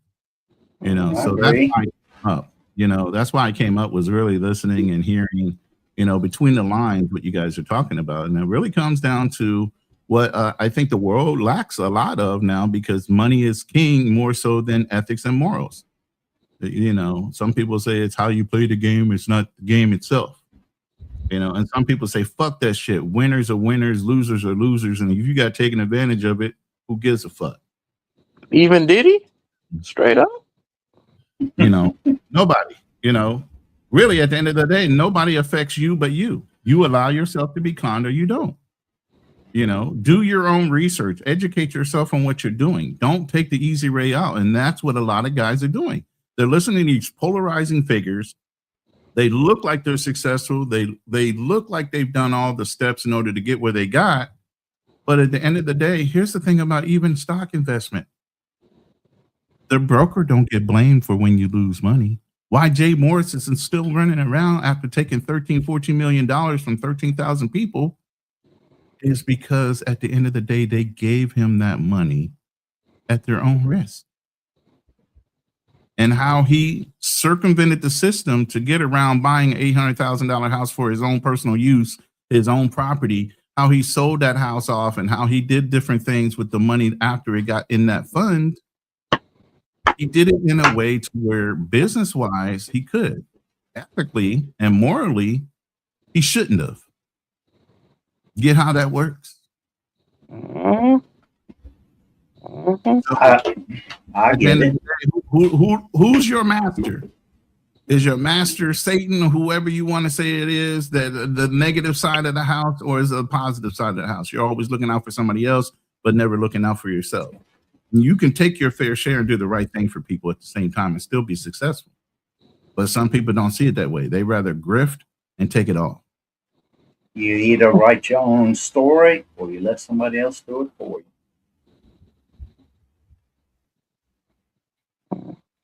Oh, by the way, Charlie's talking, but I didn't hear him. You might be So muted. it's my You're muted. Say something, Charlie. Charlie's I muted. saw, I saw his lips you know what? moving. You had your own little image come up and leave, and maybe that knocked out your mic. Because when you brought your secondary image up and you let it leave, it muted your mic all of a sudden. Can't hear you, no. I can hear relive. you. Yeah. I just brought it up because I know he wanted to end the live, and we keep going on. Oh, Charlie, one more thing. I got a PSA too, a little bit for the audience, right? Yeah. Be careful whenever you're in Colombia. You're in a place like Bogota, Medellin. A lot of the girls that you could end up meeting can end up being cam girls. So I ran a little experiment the other day. I was taking screenshots and I went onto this site called Cam Girl Finder, and I would say probably 75% of them are on ChatterBait or have been on ChatterBait, which is wild. We don't even know what chatterbait is. Oh, I'll tell people when they go overseas to fly under the radar and stay out of trouble. It doesn't matter whether you're traveling or living there. That's what's up. But yeah, no, I appreciate that. Shout out to everybody that pulled up, man. Shout out to everybody that still kicking it with us, man.